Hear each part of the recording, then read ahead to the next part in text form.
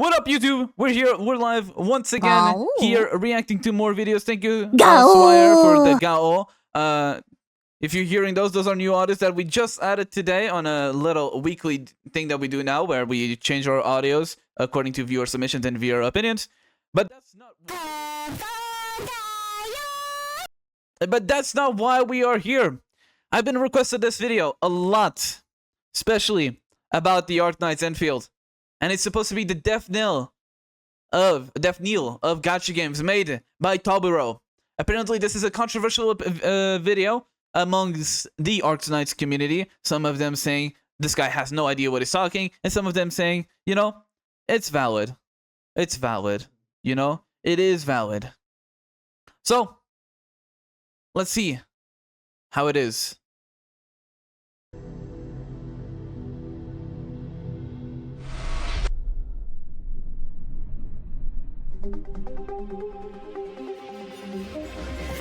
Much can be said with certainty about Arknights Enfield after its beta test. It's got huge potential, it's going to be very popular. The bit red holy. This NPC is really sorry. Really sorry, really sorry, really sorry, really sorry. Having played the full duration of the beta, I can confidently say that Arknights Enfield has the potential to define a whole new generation of gacha games. That is not an exaggeration. But I really must emphasize the word potential. Because right now, I am increasingly worried that potential may never end up being realized.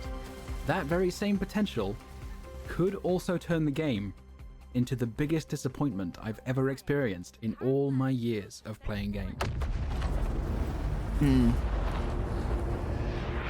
Firstly though, I really need to get the glazing out of my system, so let's just get that out of the way, shall we? Glazing? There is so much that I fucking love about Enfield. Literally from the moment you open the game, it hits you with the Arknights. God, it's so good. Harking back to its I wish I would have roots, played the beta. announcing itself to the world before greeting you with peak music just for the login screen.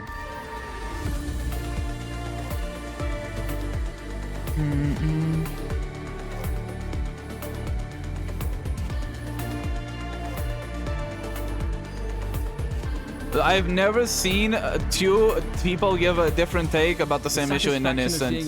T and Shy having different opinions. Also, hello, Akumaru. With zip lines, the activity in the Dijang with your operators working and saying hello. You're here, Administrator. How's your day? The view of Talos 2 from the Nexus. The phenomenal sound design. I wish I could see it. The bitrate doesn't really allow it. The eerie environment and music of Valley 4.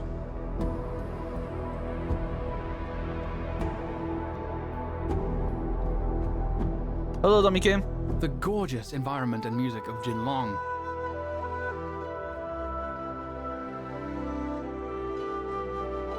No poking. You'll mess up my hair. Headhunting. Oh my good lord, the headhunting. The music on the banner screen gets you all excited as if you're preparing for a rocket launch. You click the button, you hear those distant scintillations, and then... I actually never seen this. By far the best summoning experience in any gacha game I've ever played. Not even close. Oh my god, hi sir. Hi sir. Oh, right, good. Got that out of my system. I have been fortunate enough to play both the alpha and beta of Enfield. In its alpha state, I was hooked. I was full of optimism and I was wholly convinced that it would be my favorite game of all time. So what changed in the beta? Thankfully, not the base. It's even better than before and it has a ton of room to grow and become much deeper. Of course, even though the base has a very obvious target audience, with the nature of it being a gacha game, there will inevitably be those who are simply addicted to account progression as gameplay, and will play games they would otherwise have zero interest in just to feed that addiction. This base layout is kind of giving me a brain headache, not gonna lie. Simplify the gameplay, which would only annoy its fans and still wouldn't be good enough for the gacha addicts. They instead created these wacky inflatable tube guys, which you then have to murder in cold blood, which unlocks a bunch of tutorials for it. They are quite possibly the most needlessly hand-holding tutorials I've ever had to do, but I don't mind their existence at all if it means they can keep cooking and make it deeper, more complex, and even more fun and satisfying in the future. And for those who are hoping for just another account progression dopamine machine, who lament the mere thought of meaningfully engaging with the base at all, fear not, there is actually an easy solution. don't play it. No. Yep. The base does seem like a key Unfortunately, though, thing. in spite of everything I've mentioned so far, Enfield has made what I feel are very significant Also, is mistakes. Yvonne an original character? It is, isn't it? Pretty Because much I haven't all seen of her them in are fixable. base These are Arc far Knights. from permanent. But in general, beta tests tend to look pretty similar to their full release versions. So let's dive in. The main story is, to put it bluntly, bad. There's no nuance at all. Landbreakers are completely one-dimensional and uninteresting, just generic bad guys who want you dead. Compare them to Reunion from the Arknight's main story. They're introduced to us as fighting for the same goal as Rhodes Island, that being to liberate the infected, but with very different methods. There is a clear conflict. I understand the motivations of the antagonists and how they ended up where they are. Landbreakers have none of this. I have no context on Landbreakers. We know almost nothing about the aims or motivations of the main villain Neferith, who might just be one of the most toothless villains I have ever seen. With the sole exception of one line when you first meet her, she shows up from time to time, says some vague bullshit, and fucks off again. How on earth can this be written by Hypergriff, the same people who gave us Patriot and Tallulah? They can very reasonably fix all of these issues before the game's release, but the alpha story wasn't good either, so I'm not convinced they will. I have no issue with the notion of a simple story well told, but that does not describe Enfield's story at all. And it's not just the writers who are at fault. At one point, Chen refers to Neferith as Nephi, which I found extremely weird. Why is she giving the main villain a friendly nickname? Turns out this is because in every single language except English, Chen says essentially the equivalent of Nefer something or Nefer whatever, because the name went over her head. It's a subtle way of adding to her characterization. Instead, the English translators collectively hotboxed their entire office and decided Chen is actually giving her the kind of cute nickname you'd normally give to close friends. I am astounded at how incompetent this is, but then again, these are the same translators who translated cold to cryo, for no reason in particular, I'm sure. Most of the dialogue is also exasperating. You should feel lucky, because I am the only one who can take care of technical problems like this. Say no more! Stop moving already, and do something about that ether side rupture before it gets any worse. Guys, writers, please! Is it too much to ask not to be treated like an idiot? Who could your target audience possibly be for this dialogue such that you feel the need to explicitly state the obvious multiple times and make sure everything is repeated very slowly for clarity? Oh, motherfucker! Consistent with the emerging trend of disappointing writing, frustratingly are the characters. Not because their writing is bad per se, but because there's just so much wasted potential. For example, Ember is a Sancta and Shaihi is a Sarkaz. We know from the Arknight story that the Sancta and the Sarkaz are seemingly always in conflict with each other due to what the Sarkaz see as the Sancta's betrayal. An image of a Sarkaz and a Sancta holding hands was very prominent in Arknight's fourth concept trailer as a holy shit moment because its meaning was so significant. Meanwhile, the only mention of something even slightly resembling a connection to this lore is one line in Ember's file saying, "The children born and raised in Talos 2 would never learn that angels and sanctum used to carry beautiful meanings in times past." If I'm interpreting this correctly, this is the writer's way of saying that the entire history of Terra, all the extraordinary, catastrophic, mountain-moving events that directly led to Terran races ending up on Talos 2, not important. None of it matters anymore. I am Maybe it just hasn't reached a point where it matters yet. The writers. What a monumental waste of such an incredible wealth of lore at your disposal. All that being said, though, I must admit, I do love the fact the resident Australian, Aviwena, says verbatim, "Burden beast piss. How does it taste like? Crikey fucking bloody oath, Sheila, you piss-drinking cunt." Despite nearly all the writing being a massive letdown, stop throwing I your want to bun, make it bro. explicitly clear the voice actors, thankfully, are actually good at their job and have done marvelous work. It's like with the 150 years in material the they've been future. That I given. know. It's like I'm a 115 huge years fan in the of Aviwena, future. Dapan, and And they're Wolfgard's trying to get regional back or accents. something like that. They're trying to get to the portal in the north. You point the way. Not a problem.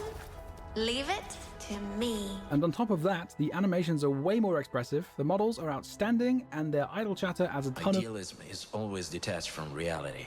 And it's I'll the get to the first step dodge thing when he towards gets to the video, disappointment. so I understand a bit better. Thank you, Wolfgard. Also, just one more thing. I am no prude. I am a straight man who plays gacha games. I'm not gonna pretend not to like fan service.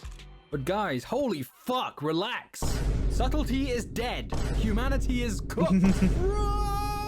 Have mercy on my soul. Guide me from the wayward woman, Lord Jesus. Now, as I said before, everything I have mentioned so far You're what? is fixable. Bad writers can be replaced and characters can be given good writing later on, which is why all of this is negligible compared to the #1 issue I have with Arknight's Enfield in its beta state, because it is not fixable once it is released. In order to get there, we first need to talk about combat.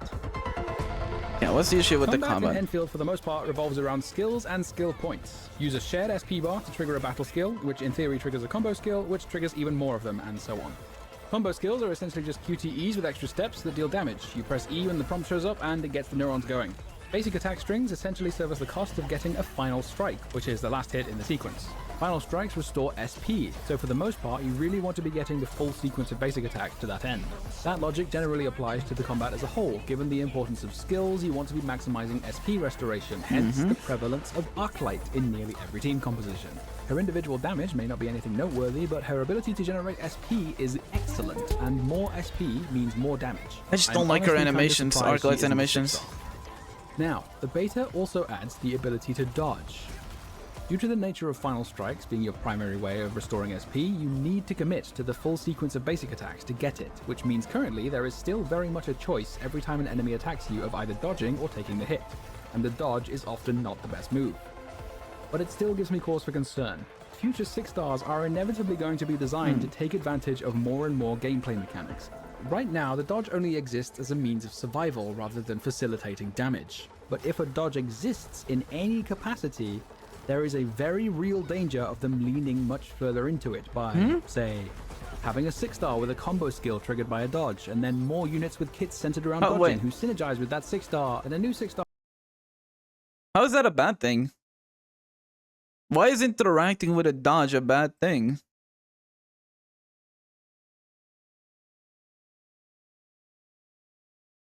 Am I missing something?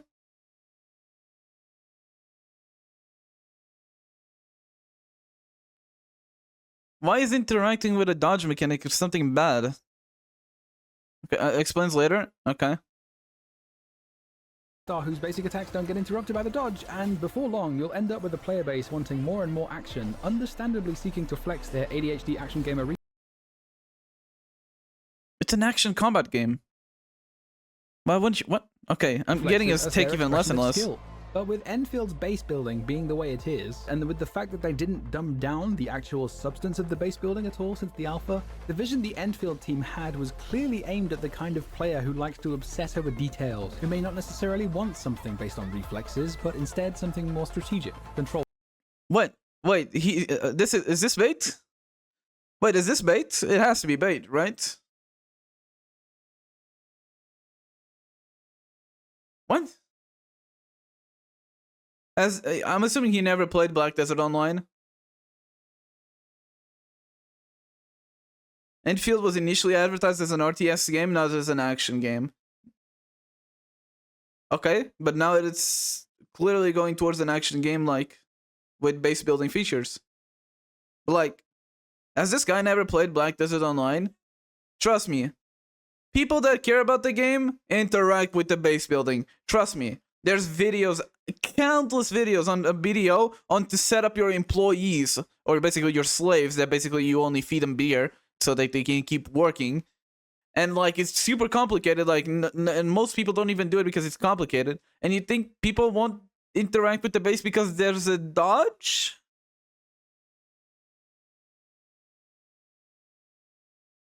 What? What? What is the take here? But the players playing Infield is going to be Genshin and WoW players. Why is that a bad thing? Why is having more players bad? I don't get that.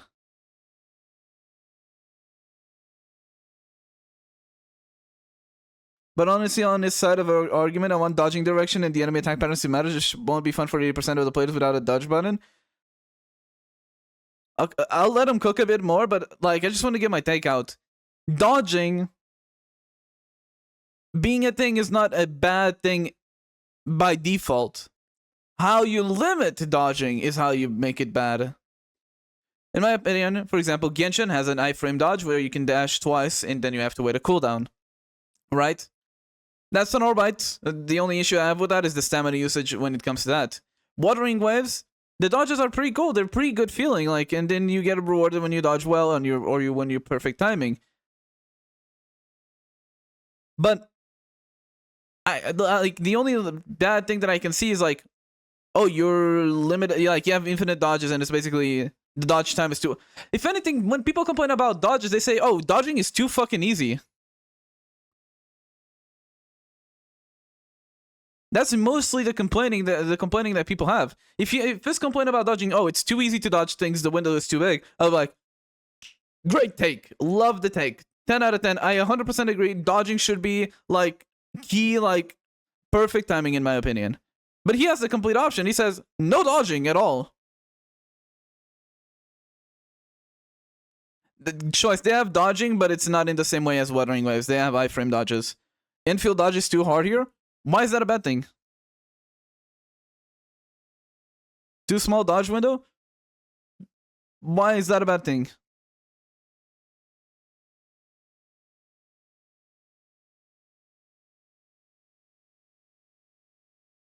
You can just play a ranged character and most of the times you won't even have to dodge shit. So you're just fine most of the time. Just like, if you really, really hate dodging that much, play a ranged character. You will have to dodge less. And another thing is, if you don't have a dodge, you're gonna have to run away, which is worse. You're gonna spend more time AFK. That's my thing. Like, you can go, oh, attack patterns is this, so you have to memorize their attack patterns and that stuff. You can do that with dodging as well.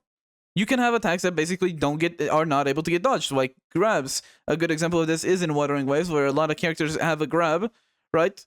Instead of just a normal hit. You can just do that instead. Just make undodgeable attacks. Give a warning, of course, that some attacks are not dodgeable. But removing dodge by completely, what happens is, you see the boss do any animations, you're gonna immediately press X to run back and wait for it to do its whole pattern because you have nothing to do there. That's my take. What is it? Like, I don't get his take at all. Removing the dodge will lead to more AFK boring gameplay because you're just running away. You're not dodging. Or you're not interacting with the game during the time that the boss is doing its abilities. Bold and precise. The base obviously appeals to this kind of player, while the combat has ended up with a sort of identity crisis. Unsure of what it really wants to look like, trying to be a bit... Listen, you can have base building with action combat. Why are we splitting off like these are like mutually impossible to have together? You can have a good base building game while having good combat. This is not like something that stops it from doing anything like that. Again, I use Black Desert Online. Black Desert has the best fucking combat in an MMO. And it has base building. Why is this an issue? Why is dodging making the game impossible for base building players? I don't get that at all. Base building players will just pick a character that is more comfortable. That's what it is. If players, when players are really liking a feature of a game but then don't really like another one, what they usually do is they pick the most comfortable option on the place that they don't like. He wants an identity for Enfield. It already has an identity. It's a base building open world RPG with action combat where your party is actively on the game. No other gacha game is doing that. The closest thing to a game that does that is Final Fantasy. It already has its identity. No other gacha game that is open world RPG is doing multi-party combat with combo skills with QTEs. Not the action part. Is another gacha open world game doing a base building game? Or a Factorial alike? Like, I don't get the take. I don't get how dodging has anything to do with this. Bit at everything while never actually excelling at any of them. Most of the strategy comes from the team comps rather than the execution. The actual process of What? The strategy part comes from team comps, not the execution. What? I don't know if I'm really missing like the take here. Team comp should not matter, but execution. Fuck it, queue up 4 supports. Queue 4 DPSs, I don't know. What team comp is super interesting.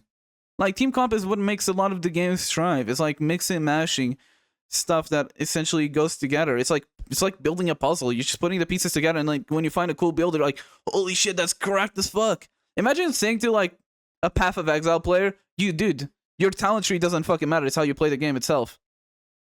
No, the talent tree matters. The talent tree being the team comp here. This is what I'm trying to say. It's like, What? He's saying it's no longer RTS or having RTS elements. I never from the beta gaming that I see. This is I never took as the game being purely RTS. You want an RTS? Triggering Age of combos and doing Empires. damage and so on, while satisfying for a while, is very easy. Use a battle skill or two, do your basic attack string, face tank smaller hits, use combo skills on cooldown, and repeat. I quickly exhausted every single possibility for improvement, and even self-limiting clears like duos and solos are not at all challenging. I died more often to platforming than to enemies. Okay, I know I'm pausing too much. But didn't he just say that dodging makes it too skill expressive? In a sense that the skill ceiling would be too high so that casual players would essentially feel behind. And at the same time says the game is too fucking easy.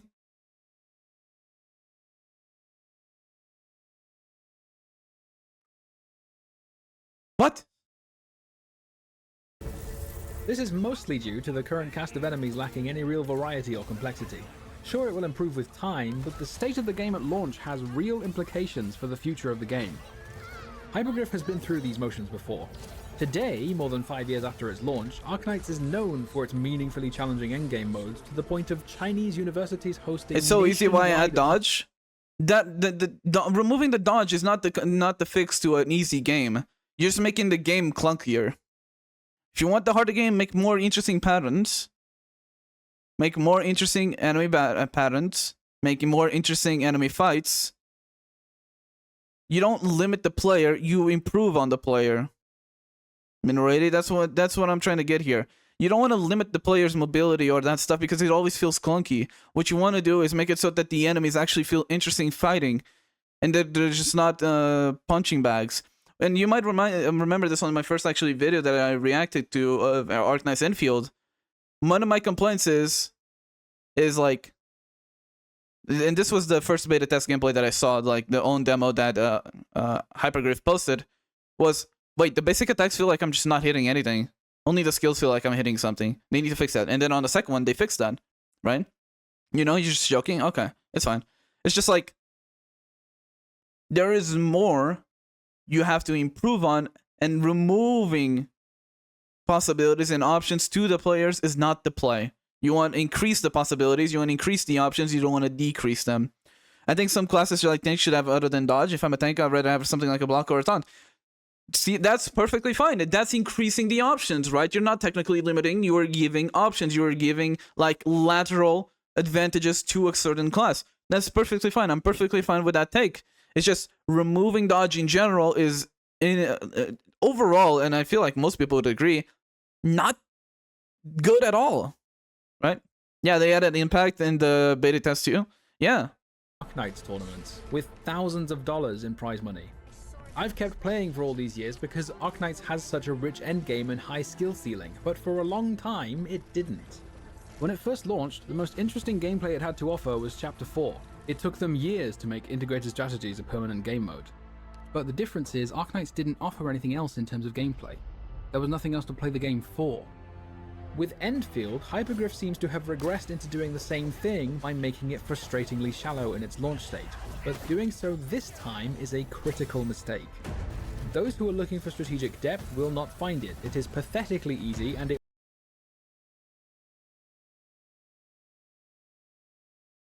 Like, give me a second. I'm trying to think what I want to say without being rude or anything, because it's their take. They're allowed to have their own opinion, right? In every content that I've seen of Enfield, it always showed itself as an action combat RPG with base building elements and world exploration. That's what I took it for. And then I saw one of the beta demos. It showed, oh, when you're out in the open world, you can put like generators and put turrets and help you defeat enemies. And I thought, that's super cool. Maybe like open world bosses and have like a cool stuff like that. Again, just add what you have on the open world to the boss fights that you think they don't have.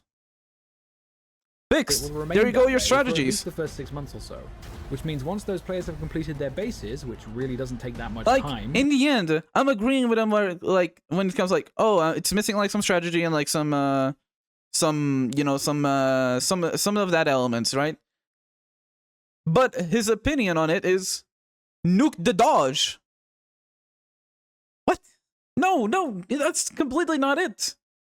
Like, he has his heart on the right problem, but not the right way to fix it. What you do is you add the elements to what you already have to make the game less clunky. Add the towers to boss fights. Add the strategy. Fucking add like adding mines to the floor if you have them, or make usables, right? They may not stick around for that long, but those who are looking for action Also, will get plenty of it. Another also funny enough, what he says. Another thing is, and this is something I've noticed with Arknights, and Arknights players themselves have told me, a lot of the issues with a lot of new players that they find Arknights to be too hard, right? And that's what happens then. What happens is players quit because it's too hard, and it's like nothing like it's super. It's not a high skill ceiling because you can have busted characters, but the skill floor, the bottom of the skill that you need is way much higher than most other gachas. So it makes complete sense as to why Hypergrave would like, okay, this time, let's not make it so this is like gatekeeped out the fucking wazoo when it comes to the difficultness. Let's start with easy, and then over time we can build on over the confidence that the players have on the characters and on the combat. The thing is better in any way compared to the alpha. He wants to go alpha direction so bad. What I looked on the first demo, it looked not great. There were points I liked. I liked the base building, and I liked how the skills looked. But I didn't like how the combat felt in general. I think games shouldn't be difficult. It should be easy to learn, difficult to master. My opinion on games is this. I want games that, you know, I can just pop in and have fun. You know, make something that makes me feel like I'm doing cool stuff. And then when I go on YouTube, I have a guy pulling a fucking Virgil combo that makes me want to do it as well. But it's hard. But it's possible. But it doesn't mean that I'm gatekept from doing anything else that I want the way that I'm playing. Right? Anybody be like, oh no, that's selfish. You're making the game aimed at you. No, I'm not making the game aimed at me. I'm making the game aimed at the casual players. I would consider myself a casual player. I'm not crazy about like super hardcore in games. Like the most hardcore game I have played is League of Legends, where I'm only but a fucking Emerald player. Let's be honest here. I'm not that great at League, right? But most players are not pulling Virgil combos on fucking DMC5, you know? Make players be able to get in. Make characters that are feeling nice and easy to use, but have the possibility of doing crazy stuff. And this is a good example, and people might hate the way that I'm comparing it. Wuthering Waves. Have you seen people juggling like bosses and enemies like it's fucking a DMC5 combat? I fucking love those videos. I don't play like that. I play Jinsei Nuke, which is like the most basic bitch gameplay you could ever get because it works. I like that, right? And you know, I can do all the content that I can because the game allows me to, right? And it's like not super hardcore. I can still play with the possibility of making things either harder for myself or cooler for myself. From daily and weekly gameplay, regardless of the difficulty. The ability to dodge not only gives those action-seeking players their daily dose of dopamine, but also significantly diminishes the need for healing. If their overworld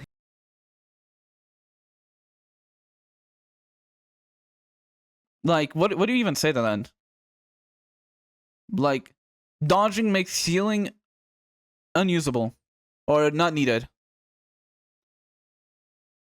In what world are you doing no hit runs? In what world? And you know how you fix healers not being used? Make them do more than just healing. Just make them do more than healing. Look at, I keep saying Wuthering Waves because it's the best reference I have. Just look at what healers do on other games. Wuthering Waves, Verena gives you an attack buff and coordinated attacks while also healing you. Shorekeeper has an AoE that gives you damage boost and crit damage. Right? Fucking the Ice Scroll that is RNG QTE.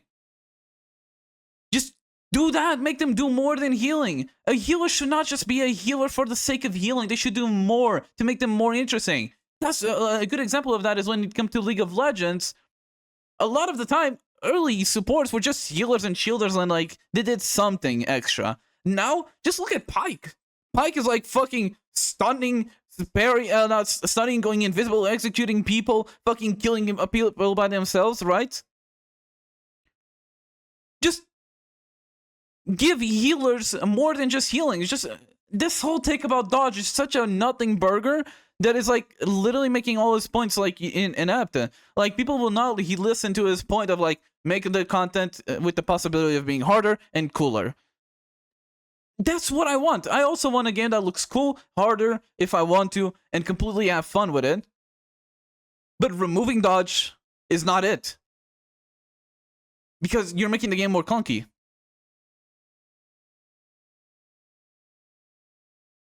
There's a subclass of heroes in Arknights that attacks and kills enemies, so I don't get what he means by no healing. I don't know. I swear, he just, like, I don't want to flame him too much. I don't know this person, and I don't want to flame them, right? I don't know this person. I don't know Toboruo, right? I don't know enough about them to, like, get a whole opinion about them and all that stuff.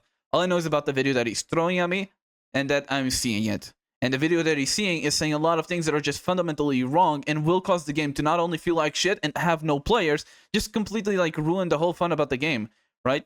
People won't play the base mode or use the RTS functions if the base game itself does not feel good.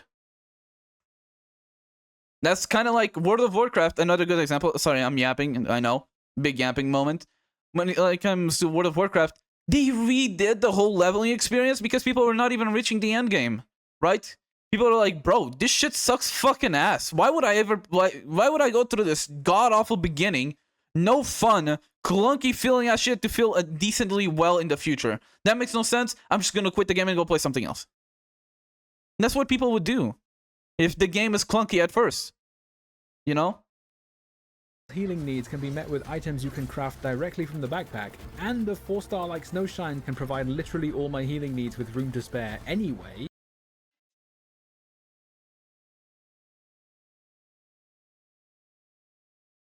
So your tank, that is supposed to be a support character, is supporting your team?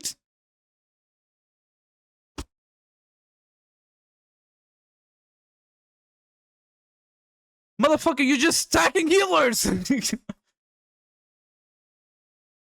Like... Give me a sec.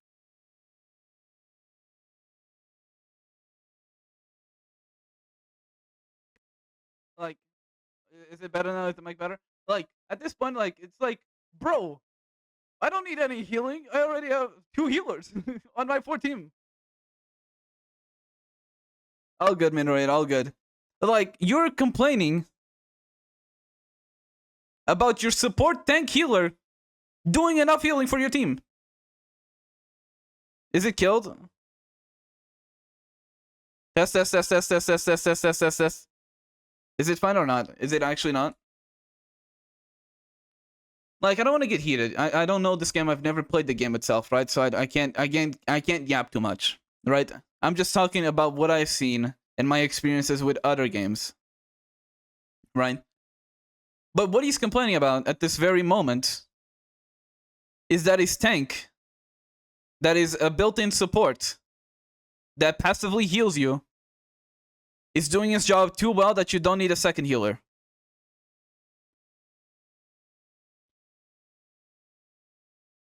What is this take?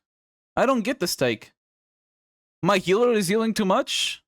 That I don't need a second healer? No! You just play... If anything, you're playing the game well. You're parrying the things well with your ability. What is the play here? You want to use items? I guess. Crafting, make the crafting more cool, make it more interactive items. Like, what is the take here? Healing is too strong? What reason does the action-seeking player have to engage with the base at all? The outposts are optional. All they need at that point is some...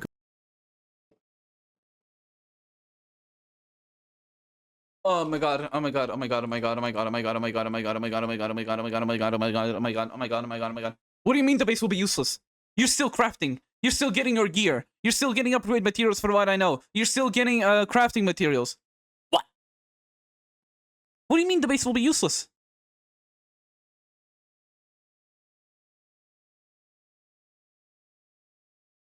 Like, am I, like, I swear.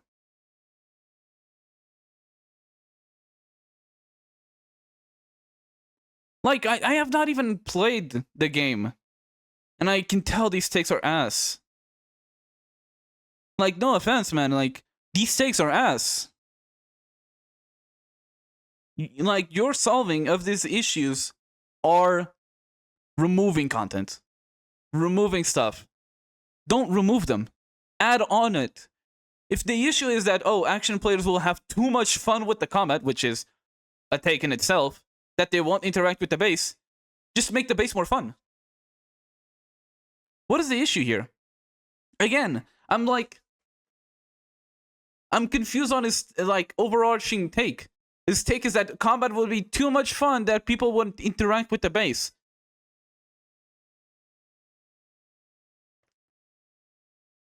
Just build upon the base. And even if, let's just say the community splits onto two. Let's just say you have base builders that are doing the base and you have combat players. Why is that an issue? Well, even if we split the community into two here, into base builders and combat players, why is that an issue? You don't want to split the community? Well, if you don't split the community, let's imagine that you can only choose either splitting the community or completely breaking the combat. Okay, now you created a dead game because no one wants to play the combat, so they will not ever even interact with the base. There you go. You cooked the game. It's GG's. No one is gonna play Enfield because the combat is ass. There's no dodge. It's too hard, too gate capy, and now you cooked. Now you don't have a now you don't have a community that even interacts with the base because they don't even reach it. There you go. GG's. Arknight's EOS. There you go. Arknight's Enfield, that is, sorry. Arknight's Enfield EOS in like 2 months. Like, what? He wants to rely on the base for everything, even for combat. That makes no fucking sense.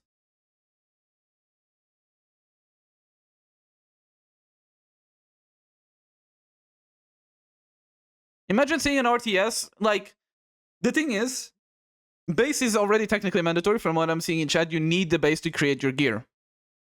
Imagine going to like Age of Empires and like, yo, bro, stop using your combat abilities or start using your soldiers. Use your bases only. Put towers in the enemy team. Grab a builder, go put a tower near them.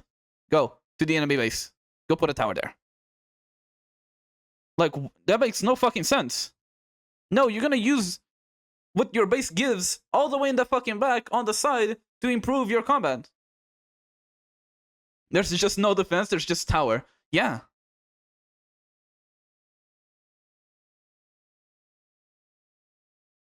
In Tangent, Arknight's community is already somewhat split. One is part only story enjoyer, one is a story skipper gameplay, and those in between. Yeah, you have IS enjoyers, and you have the ones following the story, right? Like, splitting the community is not exactly the worst thing ever. Like, again, League of Legends, right? League of Legends, you have the ranked players, you have the ARAM players, you have the quick play players, you have the new game modes only players. Or hell, you even have the lore only players on League of Legends that only play whenever a new event is out, right? Components to make gear. It just, this, whatever. combined with the lack of strategic depth in its launch state, creates a serious risk of cultivating a majority of players who are exclusively invested in the action gameplay. Now, this will be a controversial take, but I would not be making this video were I not willing to... Okay, I just want to read something in chat. His take on dodges revolves around definitely adding later only bosses and enemies who have normal attacks that kill you if you don't dodge. You have ways of fixing that as well without removing the dodge. One quick way. Don't make those. Don't make one-shotting bosses. You don't remove the dodge. You don't add one-shotting bosses. Fixed. There we go. Poof. Also, his take revolves on a future potentiality that hasn't even happened. We have no way to confirm it. Is this really the take? Yo, guys, I don't want to have this good feeling combat thing because I'm scared in the potential in the future without me having any way to confirm it or have any way to like suspect that they might add a boss where it's too hard for new players, where because they can't dodge. But at the same time, yeah, the game is too easy, guys. I'm really trying to do I'm really trying to push myself to make things difficult and I can't. Is that a stake? Is that a stake? Oh, dodging might make the game too hard in the future, but at the same time, the game is too easy. Okay. I think the best decision Enfield could possibly make after the beta is to remove the dodge entirely. We already talked about this. Hyper-rich No. development decisions will be driven by what players want, and if the vast majority of players aren't engaging with the base, the game's evolution will reflect that. This is my... You're already interacting with the base by default. You're already interacting with the base for content. You're already doing that. You're already interacting with the base.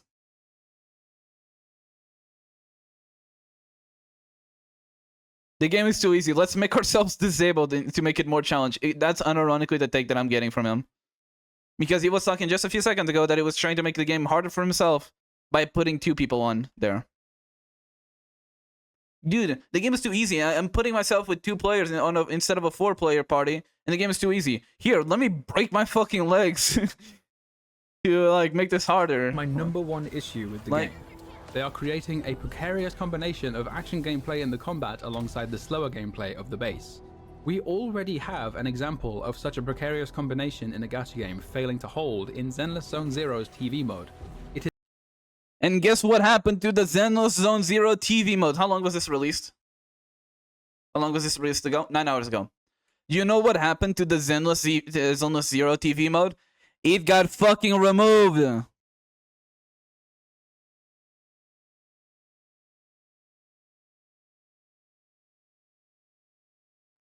It got removed. And the devs listened and changed it to make it feel better. But they didn't remove it completely. You can still optionally choose these. Just because you have some content that is slow doesn't mean that you can't have fast content as well. Like, It is an action game. It was advertised as an action game.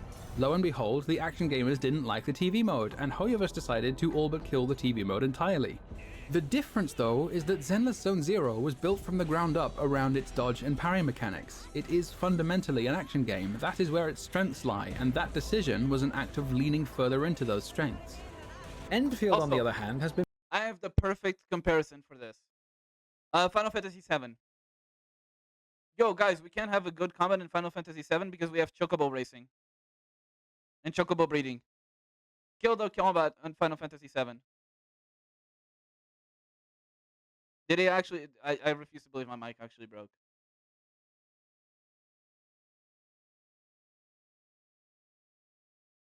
Did it actually? Alright.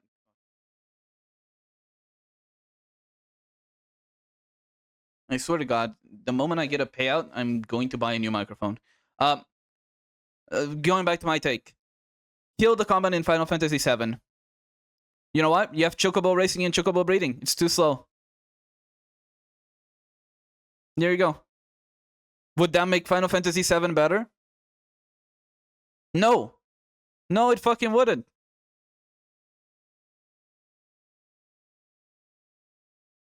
That's the point. Like, removing the fast content and the good well feeling of the fast content does not detract from the slow content. Dude, again, I'm gonna keep doing it. I stopped so many fucking times, and I apologize to those watching on YouTube. But these stakes are just horrendous. It feels like for someone that is either too hardcore on the game that they already play, right? That they only play meta, they always go for the hardest thing, right? And that kind of stuff. Or just doesn't play games. I'm sorry, you just don't play enough games. Like, Tech Test Infield was more like Final Fantasy VII combat. For what I saw, not exactly. It was close, but not exactly. But what I'm trying to get at is, again, Black Desert, it comes as a comparison. Combat is the main reason people go play BDO. You know what else people play BDO for? The fucking life skilling. There are players that literally prefer to grind their life skill, for example, hunting, rather than doing the normal combat. And hunting, you know what it's like? You fucking get your gear that has the most amount of hunting mastery, and you go to a location, a zone in the map where it has like deer, and you fucking shoot at them. And it has like its own like interactability. And guess what? People do both. You can have both. And you know what BDO's issue is, unironically? The game is too grindy. There's too much to do, if anything, while also being hard. But you know what has been the solution there? To add more stuff. Not to remove it. You don't see, I mean, they did remove one life skill, but that's because no one interacted with it because it was so useless. But when it comes to life skilling that has its use and its purpose, such as hunting, alchemy, that stuff, people do so much. There's people literally leaving their PCs on for multiple weeks in a row just so they can AFK fish. Been built from the ground up around the base, yet it is taking clear steps towards action gameplay. Obviously they aren't going to kill off the base entirely, you might as well announce end of service at that point, but I am convinced Enfield is sleepwalking into doing something not all that far removed. If the game cultivates a player base who are seeking action, then as more and more regions are introduced, each one asking the player... Dude, I'm sorry, again, I'm pausing again. Having action combat, good action combat, does not limit people from playing the rest of the game. I'm gonna stop for now. I'm gonna listen. Those action-seeking players will complain, and being the majority of the player base, there is a serious danger of Hypergriff pivoting to action gameplay for that reason. And we have already seen that Hypergriff is perfectly willing to let you sidestep most of the strategy in their strategy game, so long as you pay up. But for the same reason Hoyoverse's attempts at strategy have been absolute dogshit, Hypergriff would not even hold a candle to developers with mature and polished action gameplay systems. Removing the dodge and doubling down on strategic gameplay solves this problem and gives them the space to build on Enfield's strengths and create something truly phenomenal. It is by far the best decision they can make for the longevity of the game. Instead, they are trying to steer it in two different directions simultaneously. One towards that vision they so clearly had a year ago, and one towards appealing to a wider...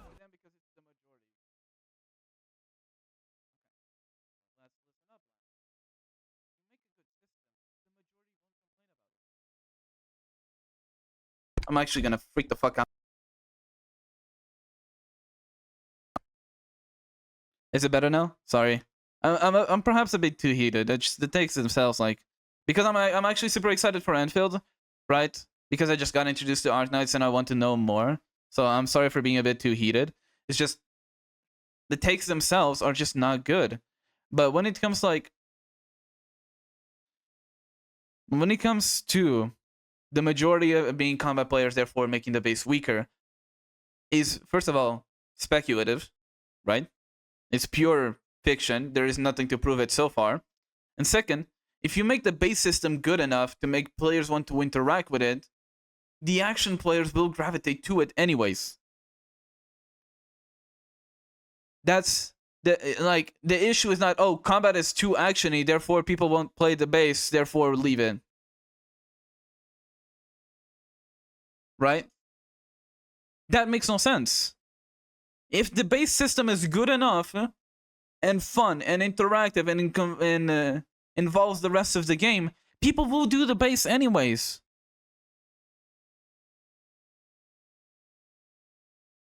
Base is a core gameplay? You're helping me even more, right? For what I get told, base is key to gameplay. Base is key to progression. That kind of stuff. What? Like, if the issue is action makes the base weaker, improve the base. Fixed. There goes your issues that you have with the game being too actiony. And like involving too much of the combat. Fixed. Improve the base. If there's issues with the base, fix the base. You don't like, this is not like a percentage that like you have to allocate to certain resources. You don't need to like shut down the combat to improve the base. No, improve both. Exactly like Apollo is saying in chat. Improve both. If there's issues with a system, fix the system. Don't make other systems worse. It's simple enough like that. It's like, what? More general audience. If we're being honest with ourselves though, we all know what general audience really means. Let's not pretend otherwise. It means the Hoyoverse audience. I'm pausing it just to say, I wonder what the fuck is he gonna say. Because I'm the Hoyoverse audience, right? But I also play WoW, I've played Heaven Burns Red, and other gacha games as well, and I play a bunch of games in general. Let's say, what's the issue with the Hoyoverse audience joining in on Enfield? Obviously, there's nothing wrong with playing Hoyoverse games. This does not mean every single Hoyoverse fan ever. The problem is with those who do not see each game as having a unique identity appealing to different kinds of players, but rather they see 3D anime RPG gacha game as a genre in itself. And yes, that does include you, Wuthering Waves fans.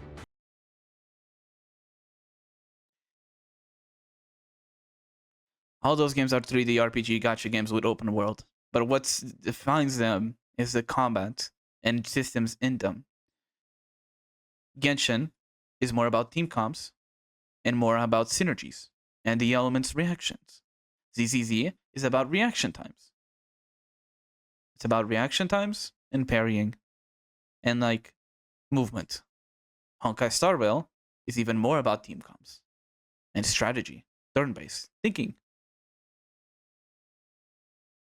Wuthering Waves is action combat, where it's more also focused, like ZZZ, towards its style of gameplay, where it comes to parries and dodges, and also team comp a bit. While those have the same base, they are actively different because of the systems in them. Arknight's Enfield, when it comes to Enfield specifically, is different from the rest of them, not because it's Arknights, but because of the systems on Arknights. Why? Because it has the base building, which no other gacha game has as far as I'm aware. It has the team is all on field gameplay. No other game has it. It has the combo skills. No other gacha game currently has that in the style of open world RPG. Right? It doesn't have the towers being able to be used. The animation is different. The models look completely different. They have their own art style. That's what defines the game. It's not the 3D open world that defines the game. It's the systems included in the base default of the game. HSR is an insult into its strategy. I know. Don't get me wrong. I fucking play Firefly. I know it's busted and doesn't really need much thinking. But you know what I mean. Hoyoverse The and intention of it was both that. have their roots in action gameplay, while Hypergriff's roots are in strategy. And yet there are still those who make the argument that trying to be like Genshin or like Wuthering Waves or whatever is a good thing because they're the most popular gacha, and for some reason, popularity is the only thing that matters. Yes, it is. Popularity is what matters. I'm sorry to tell you, popularity matters. Popularity matters. I'm gonna be honest. I don't like the idea. Oh, my game is good because it fits my niche. Cool. You like the niche of your game? That's fine. But you know what happens to that? The game gets less support. It gets less money. Gets less cool content, and eventually falls into obscurity. We've seen many games follow this because they don't want to follow the popular stuff. Lads, let's not ignore popularity. Popularity is a key central factor to a lot of the games. Will every game will become Genshin or WoBA? No, that's not what I'm saying at all.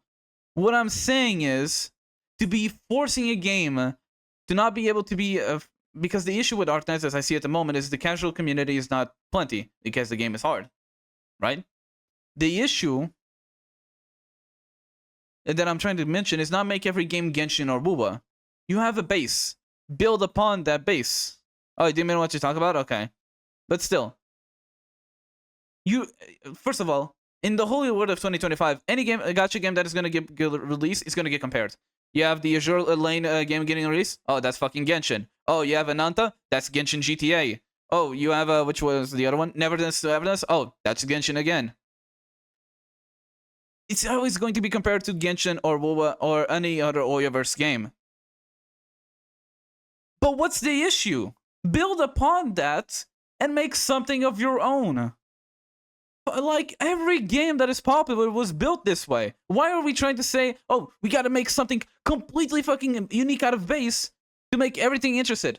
No, not at all. Look at the most popular game that has ever been out since, like, 2007. League of Legends. Guess what? It was a MOBA from a mod from Dota. Which, sorry, it was a mod for an RTS game, Warcraft 3.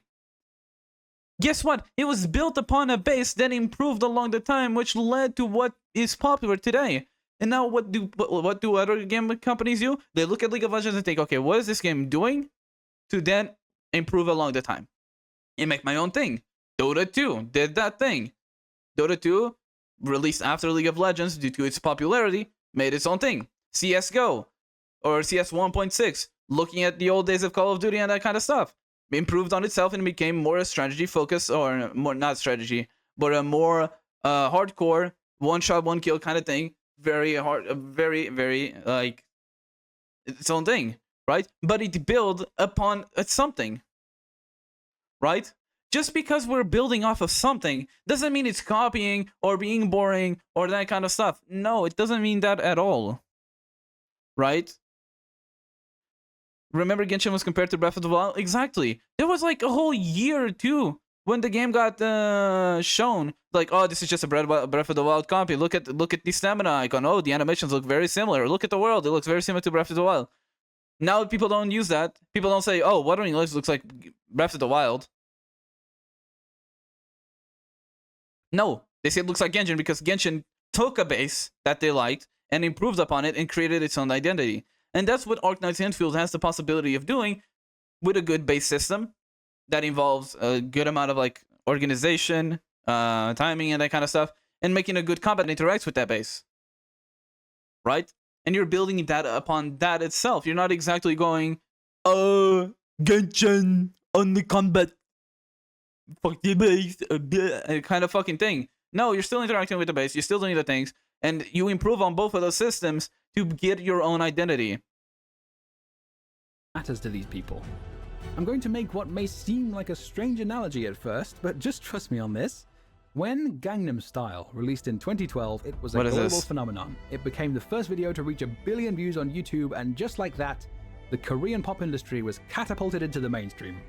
More than a decade after that phenomenon, do we now have a thriving industry consisting solely of songs that are like Gangnam Style? Sounds a bit silly, doesn't it? What an horrendous fucking thing. First of all, Psy is still one of the most popular K-pop things.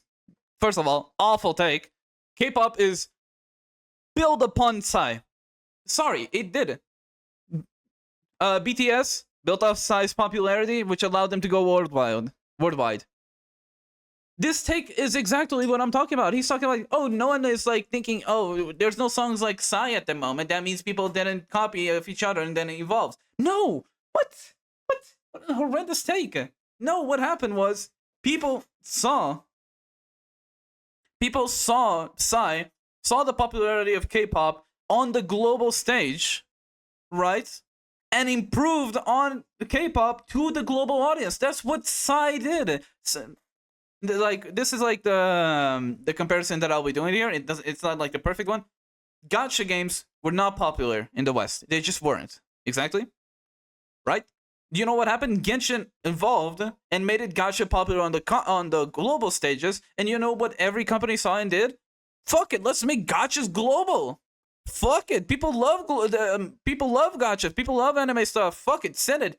Like, that's what they did, and that's the same. Like, this is the same comparison that he is doing, but it might actually make sense. People evolved upon seeing a base, the base being K-pop, on global stages. People saw that K-pop would be good, and you know what they did? They made more K-pop on the global stage. They made a lot more band boys. They made a lot of girl bands as well.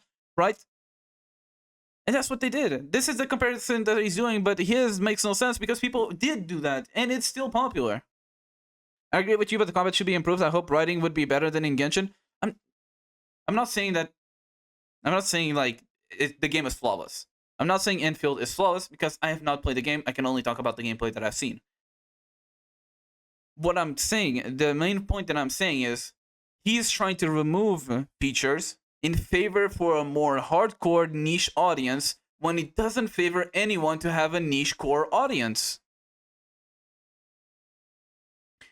Like I was saying a bit ago, this is not like some like resource allocation when you like you only have a limited like percentage that you need to min max, remove a little here and put a bit there. No, this is not how it works. If you have issues with the story, tell them to fix the story. You don't tell them, yeah, the story needs work, but hey, if that's like troubling you and you feel like you can't do much to the story, fuck it, nuke the combat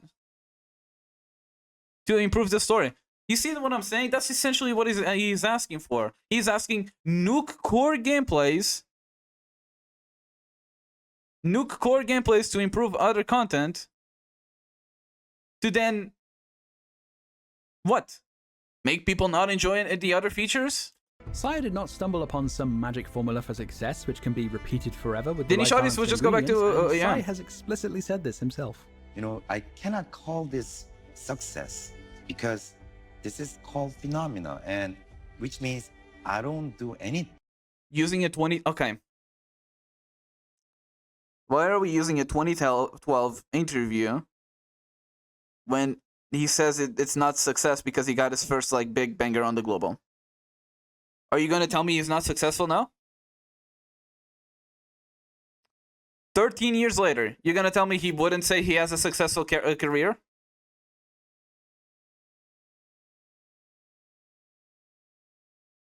Using like a 2012 example of a person that had their first boom of popularity, of course they're not gonna say, "Oh, it's a success," and like my career is fully success and I'm settled for life. No, they're gonna see, okay, I had this one big banger, and I don't have, and I have no proof to confirm that these people will continue watching our music. Now, Psy is like one of the most popular K-pop artists in the world, and they still listen to them. There's still songs, still like get massive amount of views, so he has a successful career.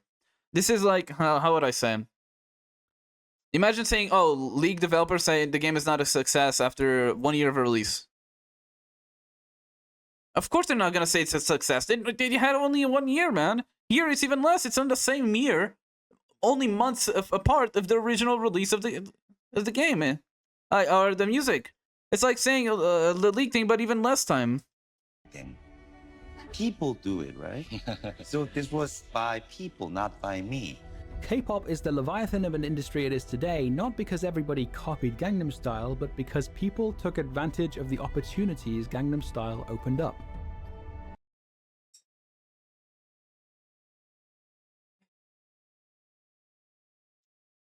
People didn't copy Gangnam Style, they took the opportunities and created something out of it.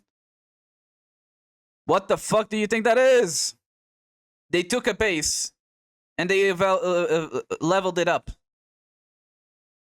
By introducing more, by doing some extra stuff, while still being K-pop in the core center.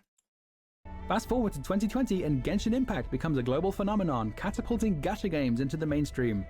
MiHoYo put some forward-thinking people at the wheel, quickly built a brand identity, renaming themselves HoYoverse, and now, 5 years later, HoYoverse has found unfathomable sustained success. But again, this is not because they found some magic formula, but because they took advantage of the opportunities brought about by the phenomenon that was and is Genshin Impact. This is what people so often miss when they insist that But Genshin Impact was not something created out of bumfuck nowhere. It took systems from other open world games, RPGs, and then evolve upon them. Again, keep going about the same thing. To be like some other gacha game. Of course, this is no concern for enlightened and experienced 3D anime RPG gacha game enthusiasts like ourselves. I'm sure our judicious and learned beta testers have provided invaluable feedback to the developers. Shall we peruse a few of them? Dash feels underwhelming. It should be more forgiving and have more iframes. It's not to my liking because of my action RPG experiences. You don't say! Game needs a proper dodge, and anyone who says otherwise is coping. A quick look around the gacha space makes this abundantly clear. Like, yeah, survival bias. Yeah, show the fucking plane getting shot at. Like the fucking image of the plane with bullet holes, and people fixed the planes that came back that had bullet holes, but then forgot about the planes that didn't come back. Not being able to dodge cancel makes the overall combat loop feel unsatisfying because you're forced to take hits that could have been avoided. Yeah, dodging definitely needs rework, like larger iframes for casuals and consecutive dodges, and dodges not breaking your basic attack combo, and more dodging distance, and making dodges more rewarding, and make SP boss 4 instead of 3. It would make combat faster. Please make normal attacks more powerful, and also make each hit give SP. I agree with the first one. I agree. Normal attacks need to feel good.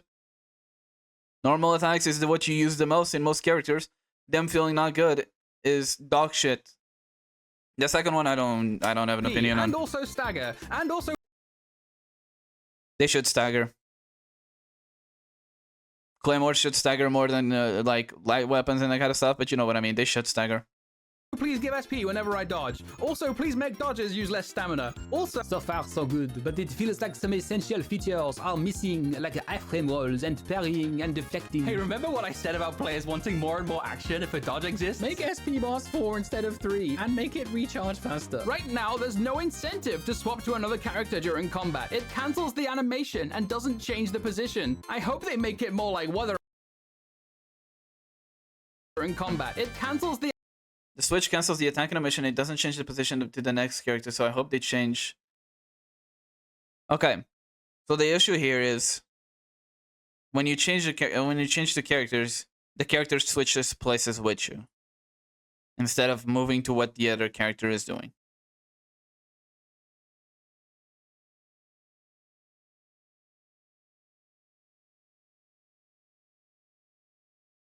What? Again, the fix here is not removing dash, is removing the clunkiness. If the issue is, oh, I'm direction locked when I switch characters or when I'm attacking, the way you fix that is by removing direction locking if it's super clunky and makes the game unfun.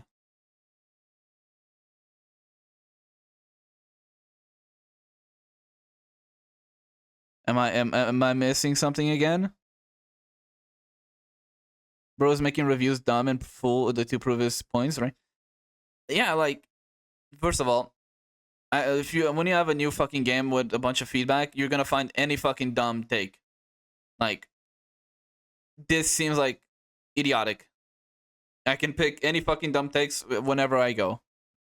Clunky can be a style, but we're not Dark Souls shit here. There is a limit to how clunkiness feels. If it serves a purpose, fine. If it doesn't serve a purpose and it's only there to limit like something, like to limit or like oversight, then fix that. Moving the camera between characters could be disorientating. Yeah, that's perfectly fine. Dragon Age had that issue on the early versions of it, right? Where you're moving around the characters and stuff. What you do to fix that is, first of all, you make switches more interesting. But you space them out more. Make it so when you switch characters, it means you're doing something cool. Fix it. You're not spamming it because you're spacing them out and you have more reasons to stay a bit more on your character. So you're not like zip zap happening all over the place and like vomiting 5 seconds later. Make it so that combat on each character feels decently enough that you want to stay a bit for longer. Then just make it so zip zip zap. Or just removing that stuff. That's my take on that. I'd rather have Dragon Age style of switching. Me personally, that as well. Right? Because it's also the same thing as Final Fantasy VII, if not mistaken.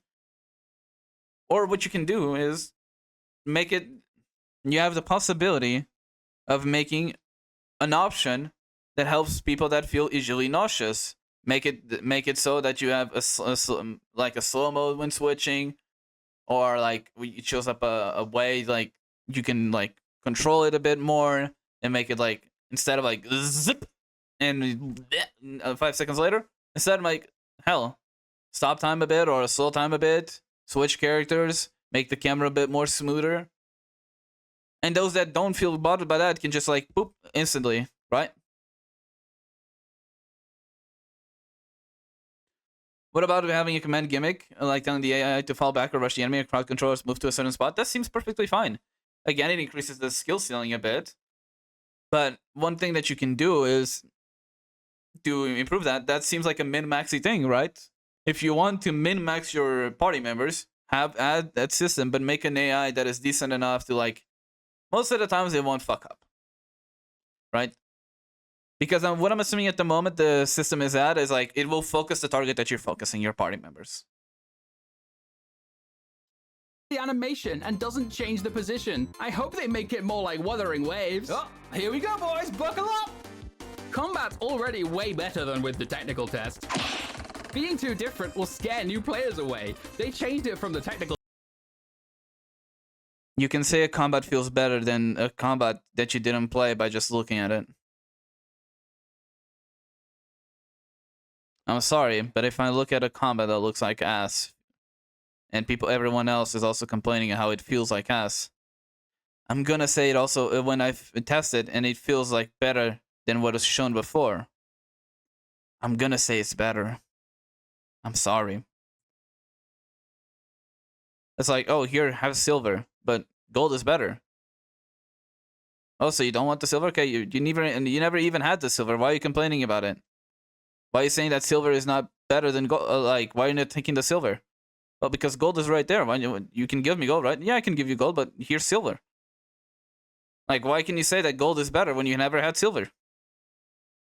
Well, I can see it. I can see gold. The gold is better. Everyone says gold is better. I can actively see that gold is better. It's worth more. It has more value. Why are you trying to tell me that silver, like, since I never had silver, I can't say that gold feels better than silver? You know what I mean? That's what I'm trying to, like, this is what the sick for is. a reason. But this is my view as someone who's played lots of recent gacha games like Genshin Impact, Zenless Zone Zero, and Wuthering Waves, but never the original Arknights. By the way, there is Girls Frontline 2 for a more top-down strategic approach, which is exactly why I'm not playing it. Here are some exploration options in the competitors I've played. Genshin Impact, the game should tell me which weapon to put on my character, like in Zenless Zone Zero. Also, the game should tell me which gear to put on my character.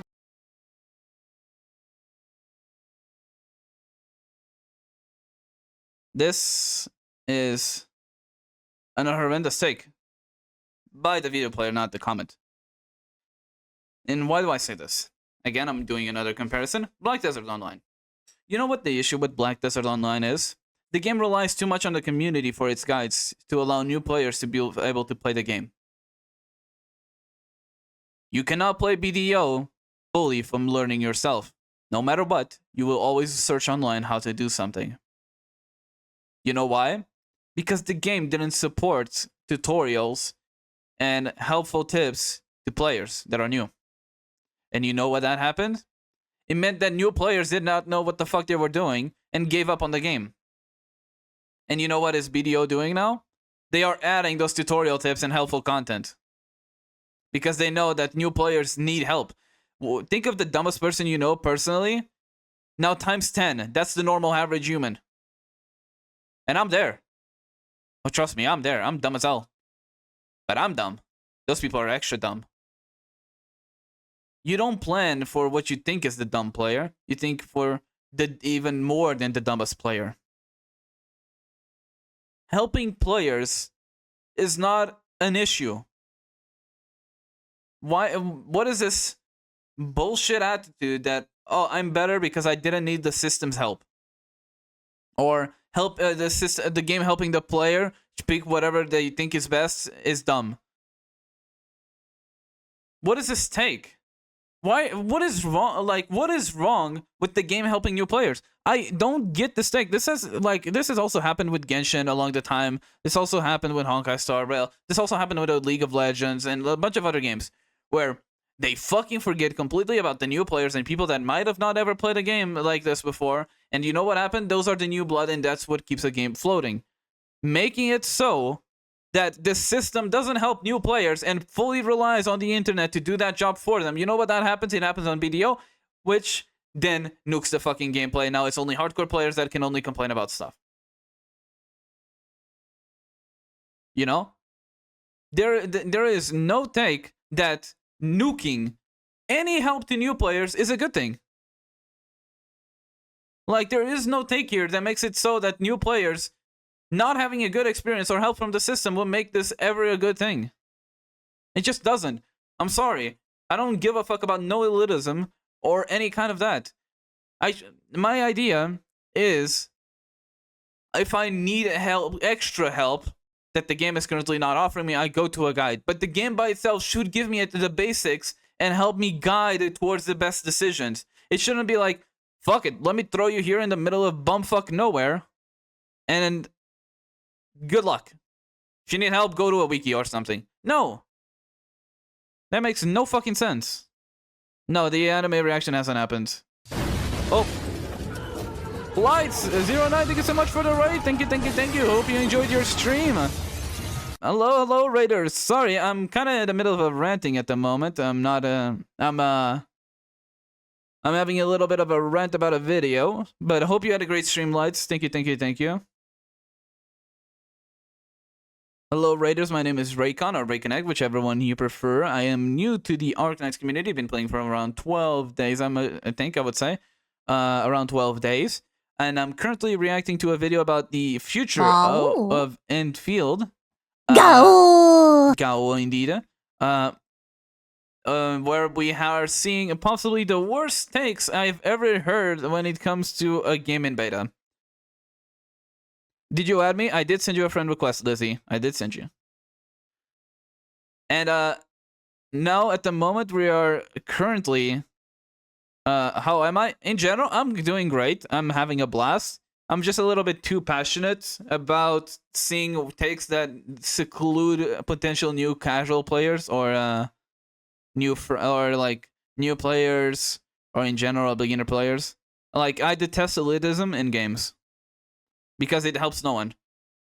If you have elitism on like a niche community, you know what happens? You have no games. You have no new players. You have no new support. You only have a niche community that will eventually eat itself with other updates that they might not like. And you know what happens? The game slowly dies, and then it goes EOS. GG. Right? But yeah, let's continue. Like in Zen the Zone Zero, overworld exploration feels kind of slow. A good example of how to make it better would be Wuthering Waves. Right now, this feels like a certain game where the combat... I love Wuthering Waves exploration. I'm not gonna lie. I like the freedom. I like the mobility. What you don't want is Genshin Impact exploration. That's what you don't want. Because Genshin Impact exploration is mostly gated by characters.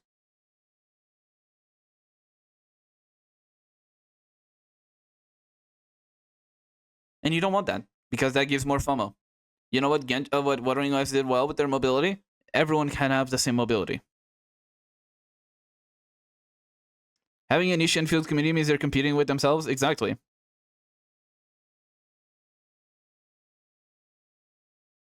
You could technically say Wuthering Waves is too fast of an exploration, but I don't see how that's an issue.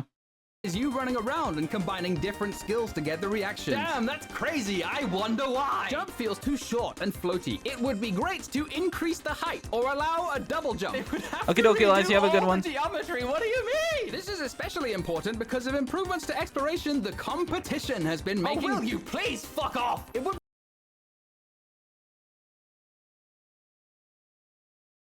Competing with different games that have the same base genre as you is not a bad thing. Using something another game has used is not a bad thing. As long as you improve it and make it your own, there is no issue with using systems that are similar to others that are in other games. I said it. I said it. It would be great if they considered adding platforming abilities like a double jump and wall climbing and swimming and the grappling hook. It's one of the fun aspects of open world games. It's not an open world game! Did I miss something on the Arknights gameplay that made it not open world? Is it a staged game? Am I playing fucking, what is it called? I can't even remember the name. What do you mean it's not open world? Every gameplay that I've seen, everything... Is it staged?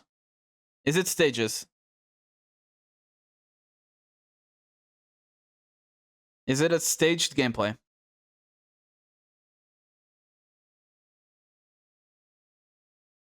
Or are we saying that sometimes you walk into a place and you like teleport or you instance? Semi-open world, but it's a large map. So, quick question. Are we going to say that Final 14 is not open world? I don't know if any of you has played Final Fantasy 14.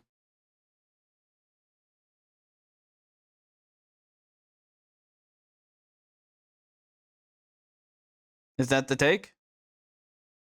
It's not open world, therefore we don't need a... Like, with Noctis, no, I'm talking about the MMO. The MMO works exactly the way he's describing it. It's since there's parts of the map that you essentially teleport to another map. Are we gonna say that Final Fantasy 14 is not an open world game? Because it has instances where you teleport through. Is that the take? Because if that's the take, yo, remove the mouse from Final Fantasy 14. It doesn't need better exploration. Is that the take?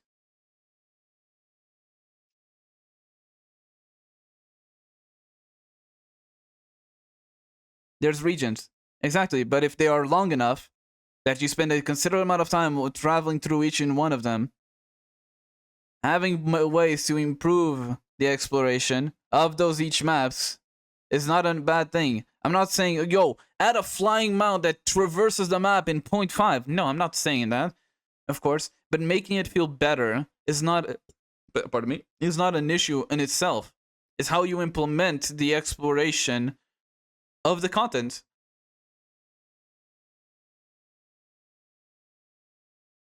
Like, again, this is just an horrendous take. It's not an open world game. Okay, semantics. It still has large maps that just because you have an instance from side to side to go to a different area does not mean that it still includes the same basis of it. For crying out loud! All the big open world gacha games let you carry over the pity, so this system will not bode well for most of the mainstream. Controversial of ziplines, but if not mistaken, ziplines is something you have to place first, then you can use them, right? You have to go to that area, place a zipline, and only then can you like zipline between the ziplines, right? I'm talking about, like, I want to go to that area. It looks cool, and I know I can get there because the map tells me so. How do I get there in a cool, fun way? Other than just pressing Shift and W. Hell, maybe I'll go climb this. Hell, maybe I'll use my character's movement abilities. That kind of stuff. Making it so, oh, time to press W and Shift. And walk to there. And put a video on the side because this shit's boring as hell. That's what I'm talking about. No way to climb yet? And I don't mean exactly like climb. Right, climbing is optional, but there's other ways that I'm like of traversing content or traversing worlds without being just climbing. But you know what I mean. Gacha community. Well, they can bloody well fuck off then! People need to learn how to skip banners. This is stupid advice. Just look at this example from You just wanted to be more like Hoyoverse. And they're the most popular gacha, period. Not carrying over the guarantee in a game competing with I only build up. This one, I have no opinion. I barely interacted with the gacha system of Arknights. Right? The only thing I know is that the 50-50 doesn't go through. Right? So it's, that one could be like, that's whatever. I'm just don't know enough. Right? But if anything, Gacha should be better than Genshin, in my opinion. I'm more leaning towards Wuthering Waves Gacha, even though that should be lower pity, in my opinion, but that's whatever. That's... I skip banners, so I don't care. So yeah. Enfield's Gacha system is akin to OG Arknights, but better. Is it not the difference that instead of like sparking, you can actually get it up to 120 carry or 120 pulls? Also, he is kind of just throwing everything at the same time.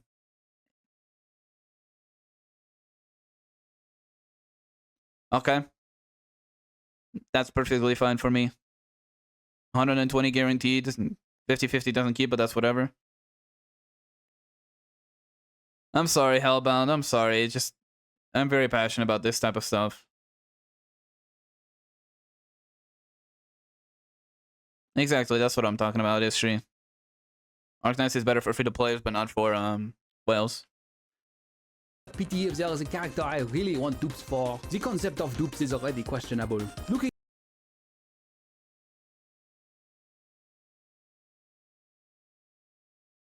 at I don't get this Genshin. I know very few people that play Arknights, but dozens that play Hoyo and Kuro games. This is a lie. You know people who play one Kuro game. It is Wuthering Waves specifically. Don't fucking lie to me! I'm sorry, but PGR is super popular. More on the East, but PGR is still super popular. I'm sorry, but like... PGR is banging on the East. Still characters only, and weapon banner is completely different from Wu or Genshin, yeah. It's about what your competition does in business. Oh my god, you people are insufferable. I keep pulling after I get...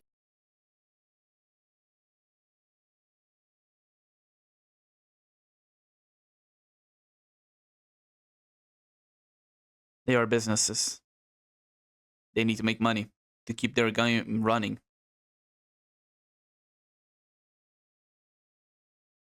And by looking at the competition and improving on what the competition does, you get more money, which makes you be able to improve the game even more, which makes you to be able to do even more, to get your own identity and then improve even better and then become the name of the like the name of the genre.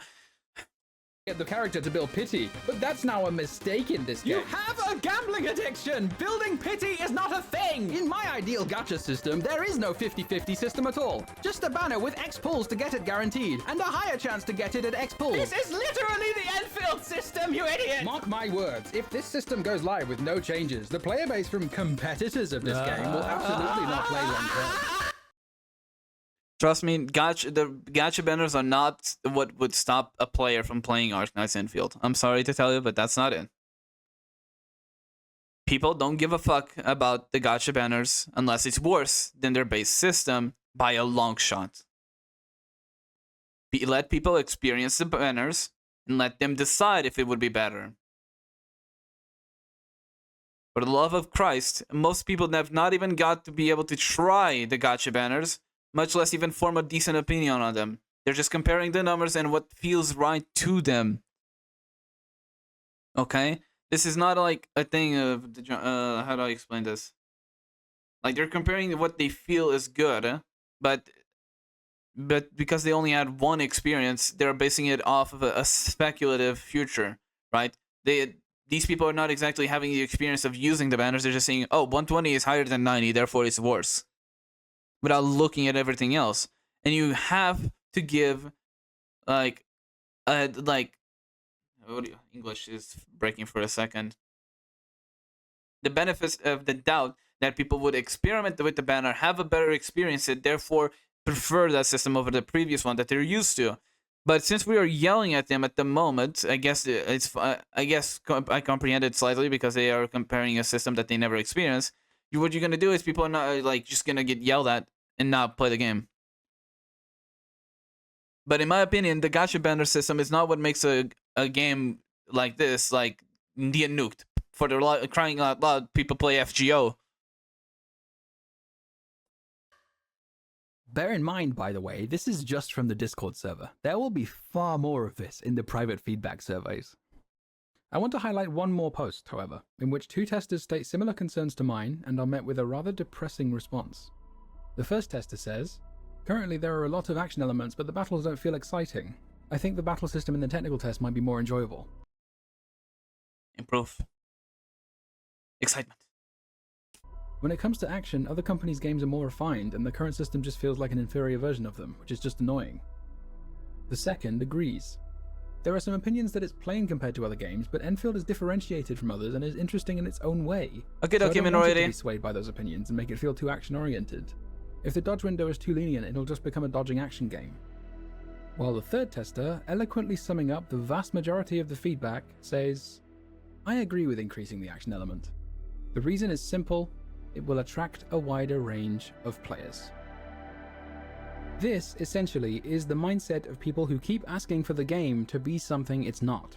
They have no concept of carving out a niche in the market or games having unique identity. Because being niche on a market is not a good idea. It will bring you less money. You have you have a stronger core community, but you have less possibility of growth, which is the main issue that games are having at the moment. The main issue that games have at the moment is that they flare up, get a bunch of things, and then people die out because there's something about the game that doesn't make them want to stay. By creating something that is only niche, only few certain people will be playing, first of all, you're nuking the original Arknights community because some of them will transfer to Enfield and stay on Enfield instead of just playing normal Arknights. But then you're negating potential new players. What is this issue that we have on this like gaming community as elitism that pandering to casual players is a bad thing? I don't think it's a bad thing to pander to casual players. I want more people to join on the game that I love. What is this bullshit like? I want niche. I want people that give opinions on the game, mostly only play my game and nothing else, and they can't give anything opinions of other games. It literally sounds like since I'm good at this game and I only play this game, everyone else that plays this game must only play this game, and they cannot bring feedback from the outside world because that's intruding on our space, and nothing else can enter our space than us ourselves. Or the developers having their own vision, it's all just monthly revenue PvP. It is boring, it is exhausting, and I lament the apparent reality that Hypergriff seems to be listening to them. As it's Because they are the majority of players, and your niche as ideals for the game is completely unrealistic and would only nuke the game's community even more. stands, the base is the one and only thing meaningfully differentiating Enfield from other gacha games. Thankfully, the majority of people anticipating the game's release do seem to understand how important the base is for that reason. But while it does have tons of room to grow and become even better, I have become convinced it will not. The most optimistic outcome I can believe in is that new regions will have a new gimmick, like Jinlong's fluids and pipes. You build a new base with it over the course of maybe a few days at most. The vast majority of players will be satisfied, and that's where it will end. Gacha games are not conventional games. Fundamentally, the characters are the product, and the game is simply a vessel through which the product is marketed. But reducing all gacha games to this fundamental is boring. They're fun! There's so much potential in the live service model for outstanding single-player games to see years of consistent updates and improvements. To foster But would you like to play only COD because it's the most popular and the things are too niche? No, that's not the point that you make there. What you focus there is like, oh, would you fucking play Medal of Honor instead of Call of Duty? I don't think you would. But would you play Medal of Honor instead of Call of Duty? When you're looking for an arcade shooter, would you prefer Medal of Honor over Call of Duty? I don't think you will.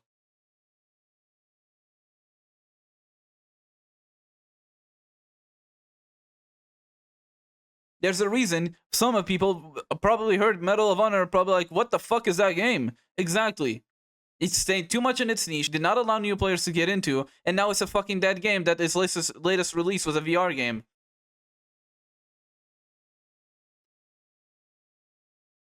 It's Yushai? Yeah, Yushai doesn't know Medal of Honor, I guess. Thriving communities that conventional games often don't have the lifespan for. Instead, a subset of the communities that already exist are preventing that potential from being realized by consistently pushing new endeavors with unique visions into the same box until they all become homogenized. Like, for over the whole hour that I've been yapping, my main takeaway is that he has such fucking low expectations for Hypergriff, by the way. For an Arknights player, which feels odd, because if not mistaken, Arknights barely ever fucking misses. They missed that one summer event, right, where they did the Shen altar, right, and there's some misses here and there. But in general, Hypergriff is seen in a favorable light by the community itself. But he's talking like Hypergriff is just gonna fucking do basic bitch stuff, barely support the game, not gonna give enough, and not gonna improve the systems on itself. That's what he is doing this whole video based on an assumption that doesn't even have credit to it. You know what Hypergriff has done over the, like, if you say, that, for what I know, you are an Arknights player, supposedly an OG one, a veteran, you're gonna see almost 6 years of Hypergriff, and you say, yeah, you know, they're gonna make the system and then abandon it forever.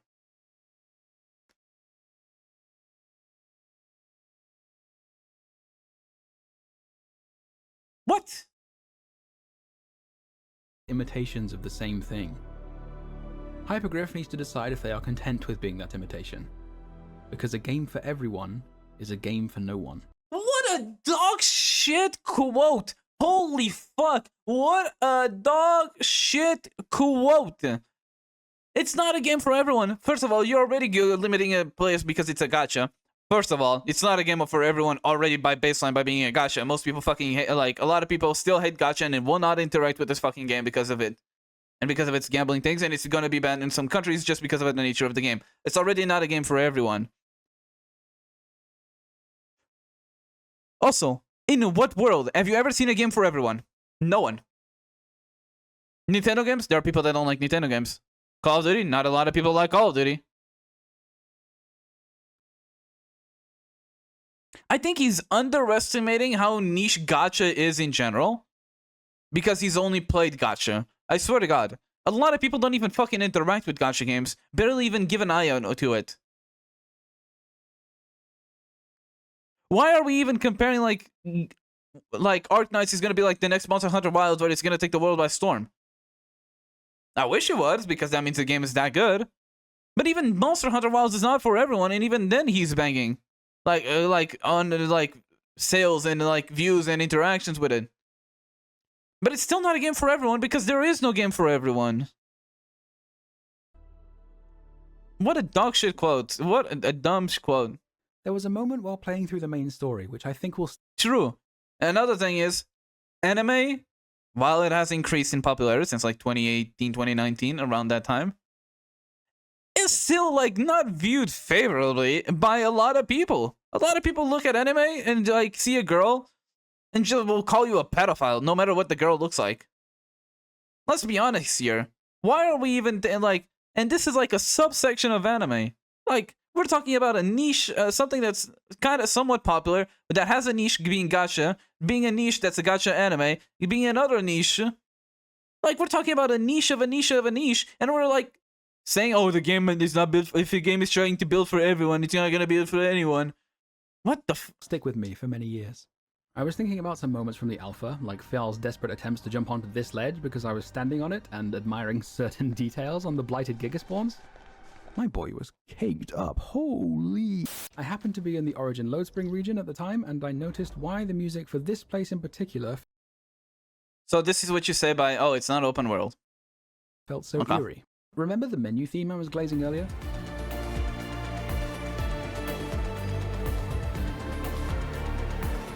Now compare that motif to the music from this part of the map.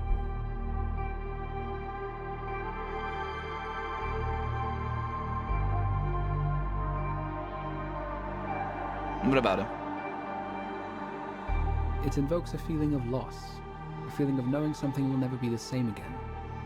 And suddenly, I had to stop what I was doing because I was hit with an overwhelming feeling of nostalgia for the alpha. Oh, you are so fucking corny. Oh, ew, ew, ew. Oh, that's so fucking corny. Holy, oh, okay, what the okay, man, what the I had nostalgia for something I had for like a week. Like, come the fuck on, man. Come the fuck on. Are you having fun, Tobo? It's really satisfying, actually. I really am a big fan of it. No, it hasn't happened, Seth. We're still on the same video. There's potential in what the combat can, like, what this combat can be.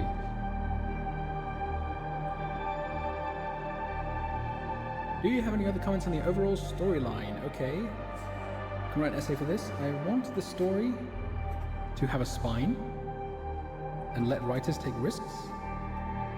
I'll be disappointed if it's dumbed down and basic.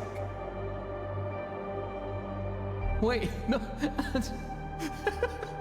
Angelina! Angie, that's not how you abuse gravity. Angie, no. I'm sorry. I really hope they commit to what they've got here. I think it's sick. Commit to the vision, commit to no dodge and shit. Obviously, like, it needs refining and stuff, but... You do understand not many people will agree with you. Yeah, I know. Not As long many. as they're Most actually people. playing the alpha and understand what the vision is and what it's asking of them, it's totally fine. If they disagree, like, all I can reasonably ask of someone is to think for themselves, right?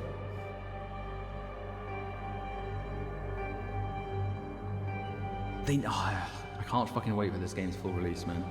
This is a technical alpha. It's like a really bare bones version of this game, and it's already like, I've just been unable to put it down. I will. I will. It's actually insane. I'm so excited, dude. I can't wait.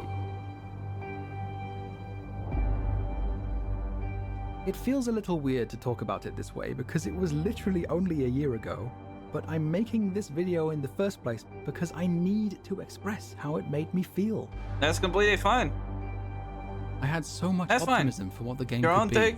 You're fine to have your own takes. but now but they're that objectively optimism dumb. is becoming silent lamentation. If Enfield continues on the path it's currently on, every gacha developer with an eye on this game will see the trend. Originality is overrated, and the path to success lies in imitation. The men in suits will take notice, and unique, interesting ideas with oceans of potential will not even see the light of sunrise. Enfield is a dying canary in a coal mine. That canary may not be dead yet, but I am not at all convinced Hypergriff is interested in saving it. What could have been He makes it seem like Hypergriff is known for letting down their players. This is what this video is making it seem like. He's making it seem like Hypergriff is known to disappoint their players and letting them down. Whenever I hear anyone talk about Arknights and Hypergriff, I hear the complete opposite. Maybe I'm listening to the silent majority or the loud minority. Sorry, and there's like a silent majority that hates their company, like hates Hypergriff. That Hypergriff is constantly letting them down. That none of the things Hypergriff does is good. You know what I hear that from? Genshin players. Genshin players are disappointed in Hoyoverse because Hoyoverse does disappoint them a lot, and doesn't seem to care that much because they already have a key base. That's not what I hear from Hypergriff. From what I hear on Hypergriff, they rarely miss, and when they do miss, they try to improve it at least on what they miss.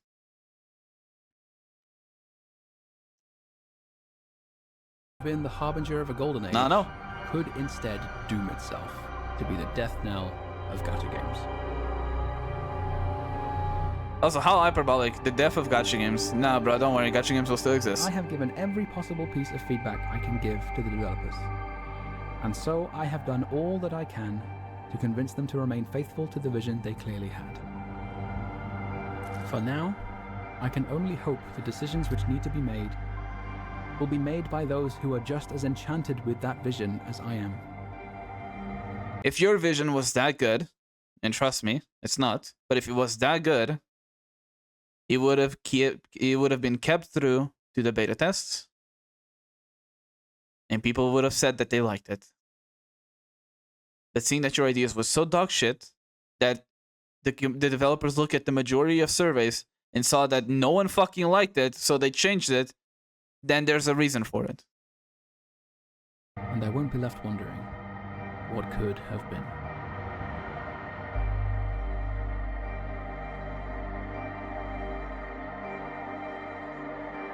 Is that the end of the video?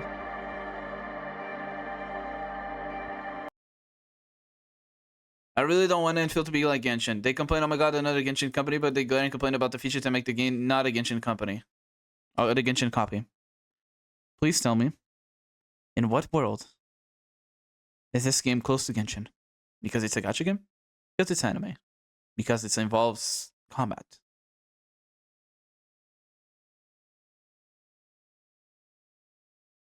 Please let the Arknights part in Arknights Enfield be respected. If you want to play Arknights, play Arknights. They wouldn't have made a new game if they just wanted to make Arknights 2.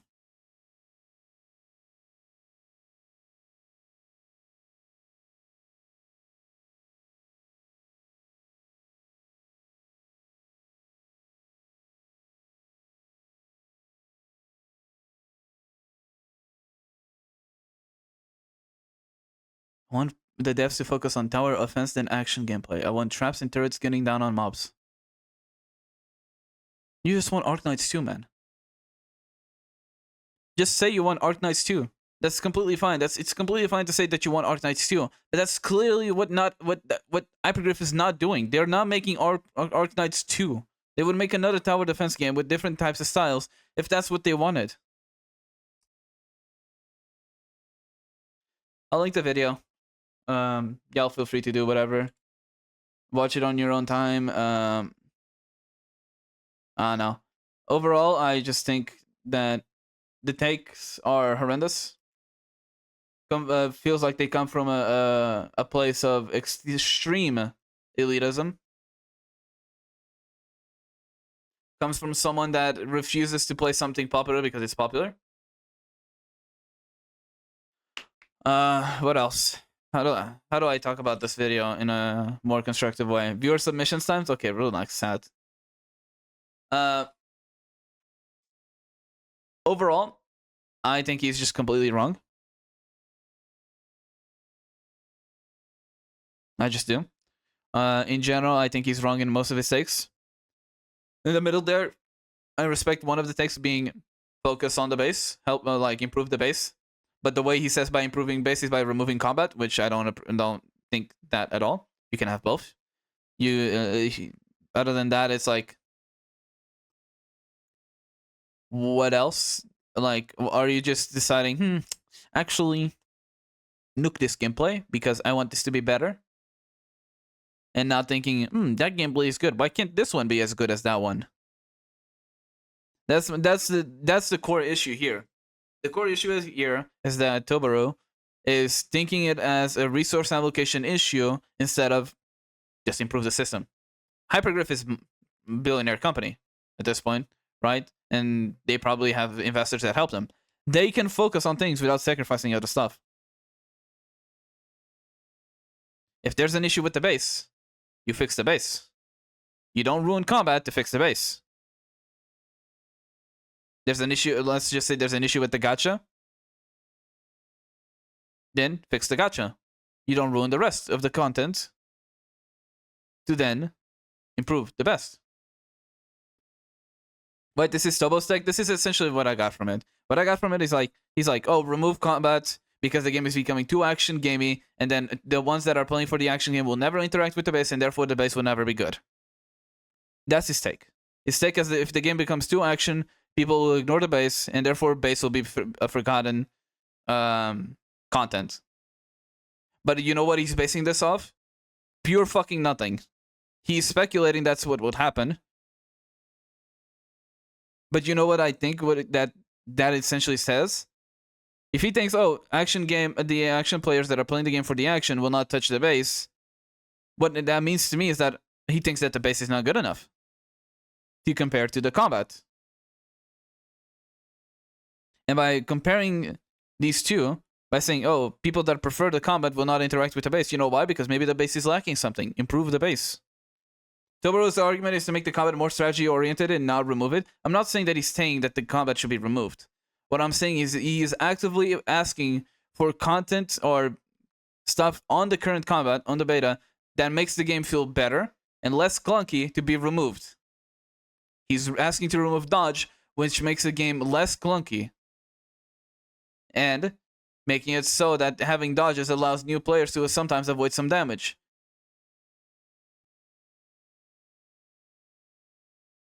And his core focus is he wants a more strategy, fine. That's completely fine to have a more strategy-focused game. That's completely fine. Add more strategy elements. Don't remove. And one thing that I learned a lot about playing games, removing something from players is the worst feeling you can do to them. A good example of that recently was the Hexx chess on League. While that's technically not direct gameplay, it's a reward systems. They removed that from players, and the game came crashing down. Literally lost 20% of its gameplay over the months. Over like a month. Right?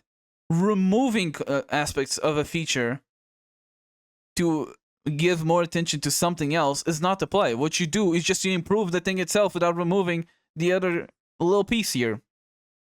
You see what I mean, Kifius? Improve the base. Removing dodge can be replaced with other systems, making less action and more strategic. What's the issue with action? Kiphias, what's the issue with action? Can you give me an idea? Give me a reason as to why making the game more action being a bad thing. Because I don't see why making the game more action is a bad thing. But maybe you can give me an idea here, so I can work it off of it.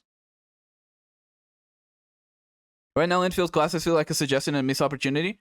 Improve the class system. Make tanks more tanky. Make them more supportive. Make them like CC, or sometimes give like a shield defense or something like that. Fine. And then make healers or support characters, whatever you want to call them, do more than just heal. One of his complaints that he did before is that he said his Snowshine was doing too much healing, therefore he didn't need a healer. Well, you're playing a tank with healing capabilities. Yeah, that's the point.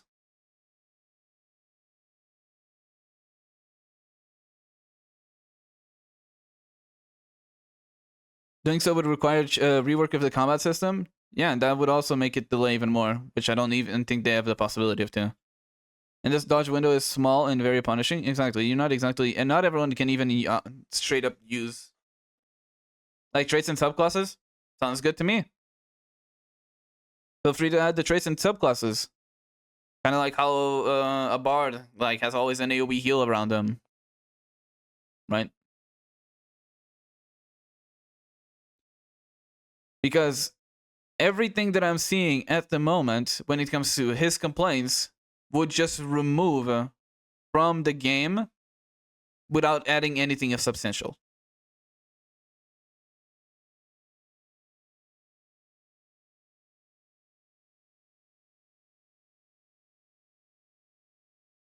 Bards stop attacking and start doing a solo. You know how cool it would be, like having your party member, like you tell him, "Yo, bro, use your fucking ability," and he starts breaking down, like fucking beatboxing. Yeah, you know. Fucking starts beatboxing and breakdancing, all doing all the moves while giving like a damage boost or something. That's basically just the dancer from Final Fantasy XIV, but you know what I mean. But it's fixable for all evers, yeah, if the rangers can just stick further back. Yeah, and you know how that can be fixed, history? By giving the player the ability to control them a bit better. Kind of like Dragon Age. I feel like if you're gonna have like a system where the whole party is in the fight and they actually can take damage and can affect the rest of the gameplay, having an ability to control it is better. It's bad in the context that they're diluting the strategy aspect of the game that had during the alpha version, and it had the potential to hurt the game in the long run. Okay, let's keep something in mind though. If it was an alpha and was removed from the beta, or when it went to the beta, it means it wasn't good enough. It didn't match expectations. The developers themselves didn't like it. You don't rework an entire combat system just because the popularity said so. And me, watching just the pure gameplay, could tell the game felt clunky when it came to the combat. The only thing that felt good was when you used abilities. Because outside of using abilities, you know what it felt like? I was hitting nothing. Not me personally, because I was watching a video, but you know what I mean. It looked like the main characters were, whenever they used their basic attacks, they were not hitting anything. They were just, numbers were popping up and they were doing an animation, but the enemy didn't react to it. They didn't do anything. They barely acknowledged that they were getting hit, right? And being more strategy does not involve, you can still have a strategy game while having action. Dragon Age 2 or Origins is a good comparison to that, right? Those have action combat in them with strategy on them. The way you add strategy on them is player commands. You can control your party a lot better and time them a bit more.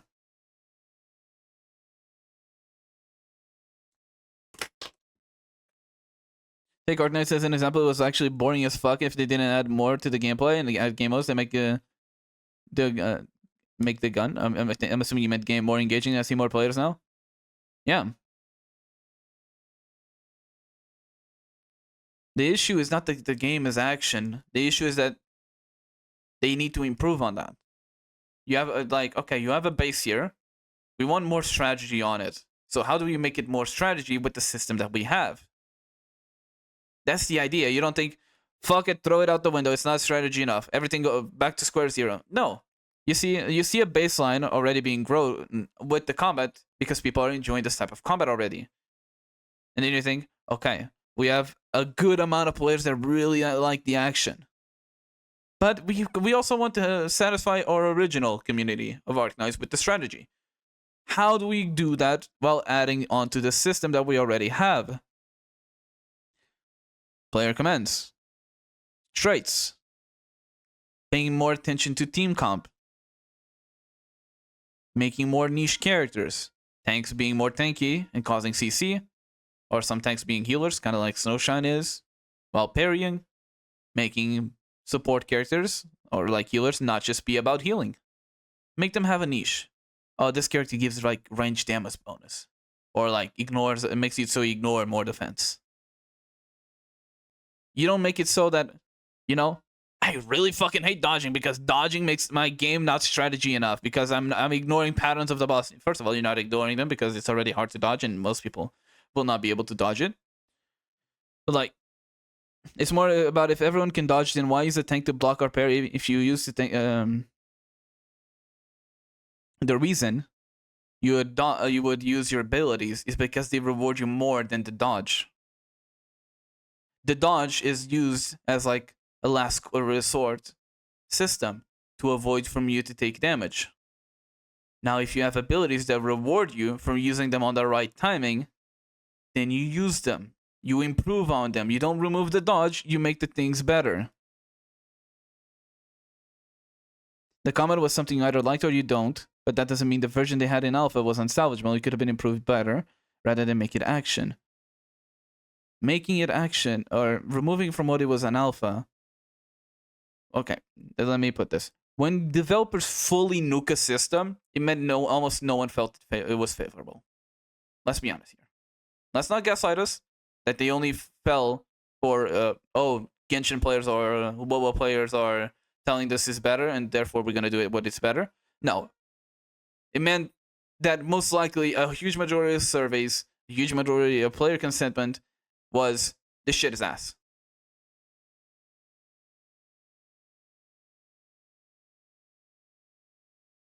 And if the issue with dodge is that if I dodge, there's no reason to use abilities, improve on the abilities. You don't remove dodge, you improve abilities. And make them more rewarding.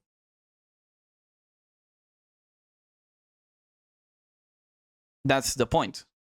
Don't remove. Build upon it. You know what that happens? You have more routes. You have more player experience. You have more player satisfaction. You have more in your own system that people are like, dude, that's so fucking cool. If I'm good enough, I can like parry this with this and then like switch characters and use this ability with this timing. And then with this one, I can do this thing. And while I do that, my off party is doing this because I commanded him to do. Right? Do you see how cool that would fucking be? Other than, well, he's doing this fucking pattern. I guess I'll just run away and not be able to do anything while he's doing his set of attacks. It was in a bad state it was in. The alpha combat could have been good if they built upon it, or like adding more commands for teammates.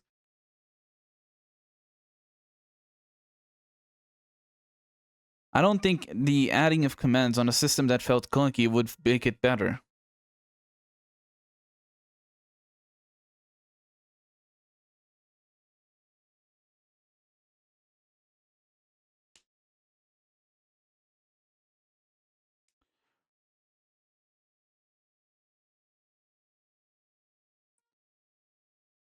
Like, yeah, like history is saying, the combat is going to be action, more than likely. They only have a few months.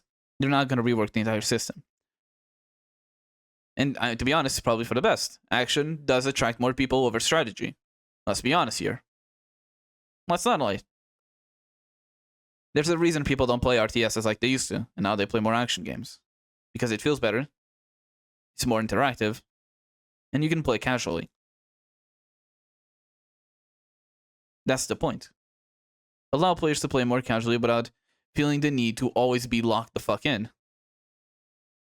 With the ability for players to have moments that they need to lock in. Zoomer skill RTS. You could say Zoomers killed RTS, or you could say RTSs didn't evolve with the rest of the world. Right? That's my idea. You could definitely make an RTS that is like Zoomer friendly.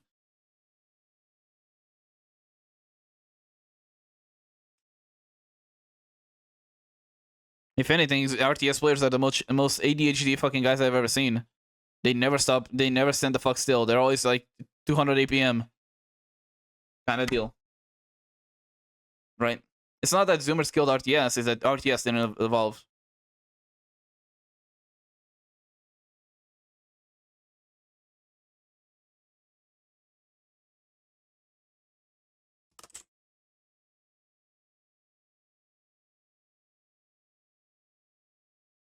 Exactly like Akamara is saying. Strategy and action is not separate from one another.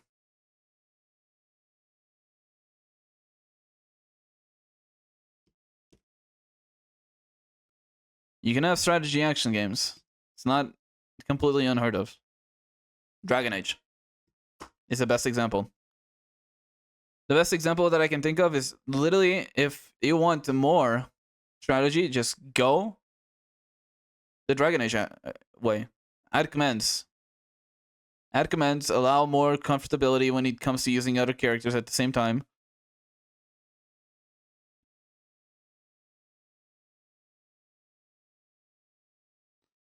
Like I said, I don't have an issue with the core main ask of this video, which is to improve systems. But the way he's going about of improving systems is completely hideous. That's my take. Maybe I'm wrong. Y'all can tell me in the comments or something. But in my opinion, the way he wants to do this game is to remove content, remove the experience that players are already enjoying, instead of improving on it. No, not Veilguard. Also, not Inquisition. Dragon Age 2 and Origins. Inquisition was a bit meh. Yeah, it is for YouTube. It is for YouTube.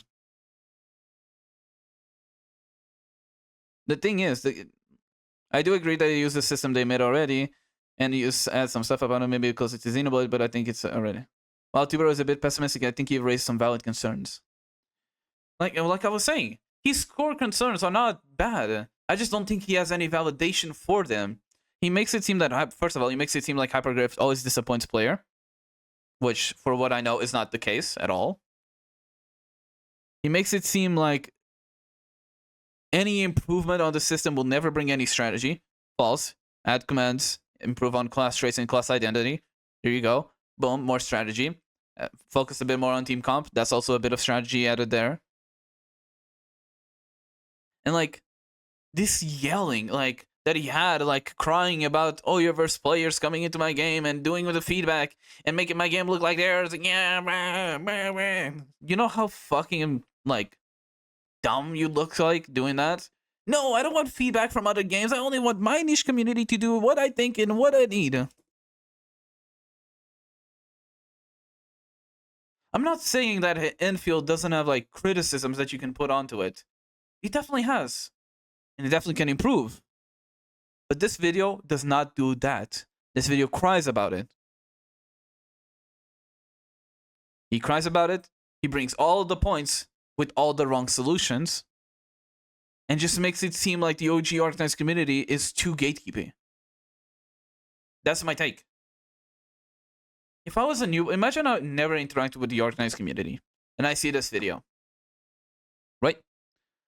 The way he makes it seem is, okay, Hypergriff doesn't give a fuck about their game. They're just keeping it alive with a basic bitch. That's what it makes it seem like. And I should not have expectations of this game to change anything that might be wrong with it. The developers don't listen. Like, that's what he makes it feel like.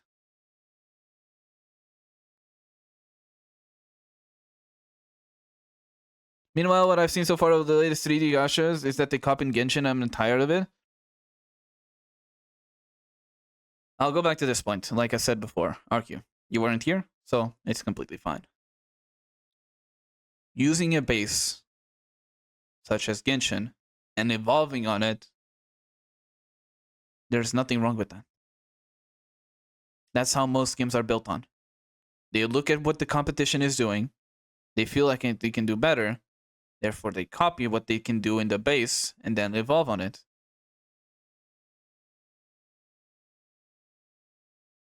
What he's doing, I feel like they copy too much, innovate too little.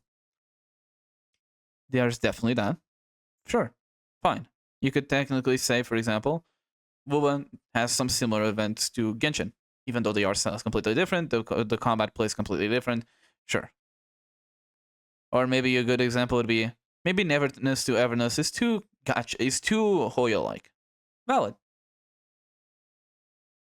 But here's the issue. We are comparing two different points in two different companies.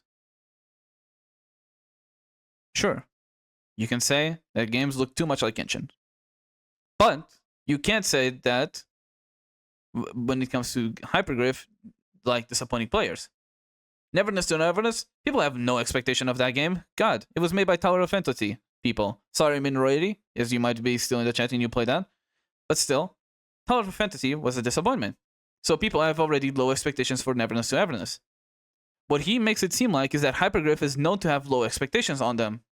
Therefore, to not expect any changes or any improvements on the systems that have been on the beta.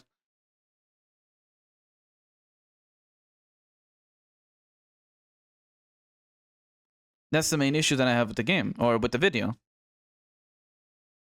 The base core mechanic, exactly. The game already has its keys, like key features that makes it different from Genshin.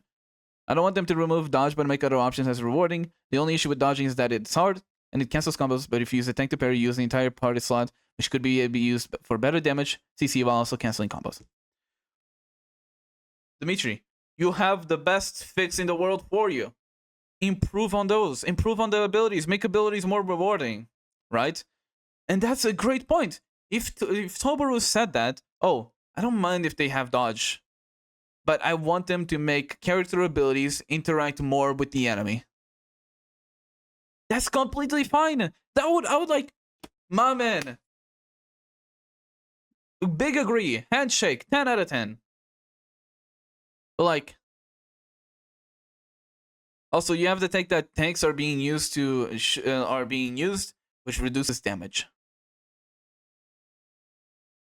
What is the issue there?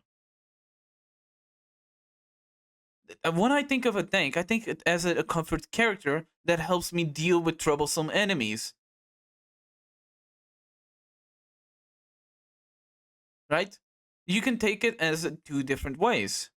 You can have a healer that buffs you, or a tank that heals you but takes more of the damage and deals with CC, while having two damage characters. And I don't see the issue with that. You don't need to always go for DPS. Although if you want to go for DPS, you have to dodge. Right? That's what I'm thinking now, right? If you want to go more damage, right? Go more damage, and you still have the dodge to rely on. That's perfectly fine. But if you feel like the dodge is not reliable, you're not good at the timing, go a tank and do Snowshine parries. Tabletop RPG tanks are CC machines, as there is no aggro. I mean, you can technically taunt, right? Although that's probably up to your rolls and stats. Allies on fields don't use skills or provide meaningful buffs, if I remember correctly. I may be wrong, but the combat is still built around swapping and using skills. Then you can improve on that point as well. Make characters have off-field abilities. See, we're coming up with more better options than anything this video has said. Right? That's the main issue that I'm having with the video. We're coming up with improvements in general, right?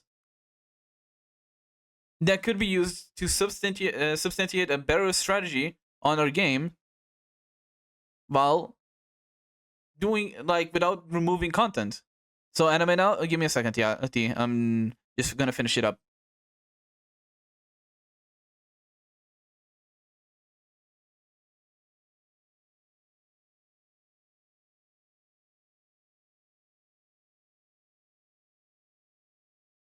No need to swap.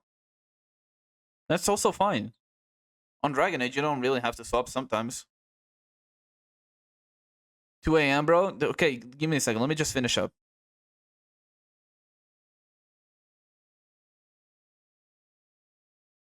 Is your party fighting together and you are the commander? Yeah.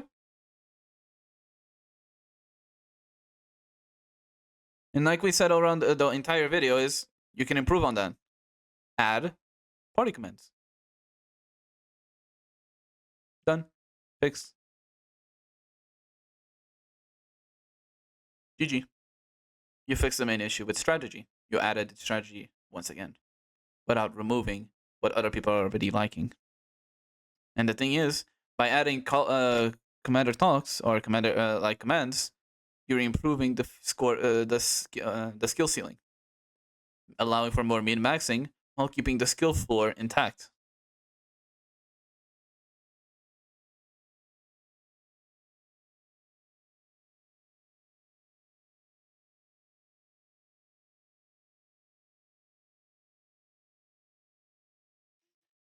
Okay, I'm gonna end the video here. YouTube, thank you so much for watching. Sorry for being a bit heated. Don't send any hate towards Toboruo. And while their takes might be a bit horrendous, it's still their takes and they're allowed to have them. We're gonna be watching the anime now. So if you want to watch the anime with us live on Twitch at twitch.tv/reconnect, feel free to join in. It will still also be live on YouTube, but YouTube will not have audio. So keep an eye out on that as well. Or if you couldn't be able to catch one of these live streams live, make sure to join the Patreon, where those reactions to the anime will go uncut and unedited there for $1 a month. But yeah, hope you have a good morning, good evening, good afternoon, or good night, whenever that might be. And I'll see you all in the next one. Bye-bye.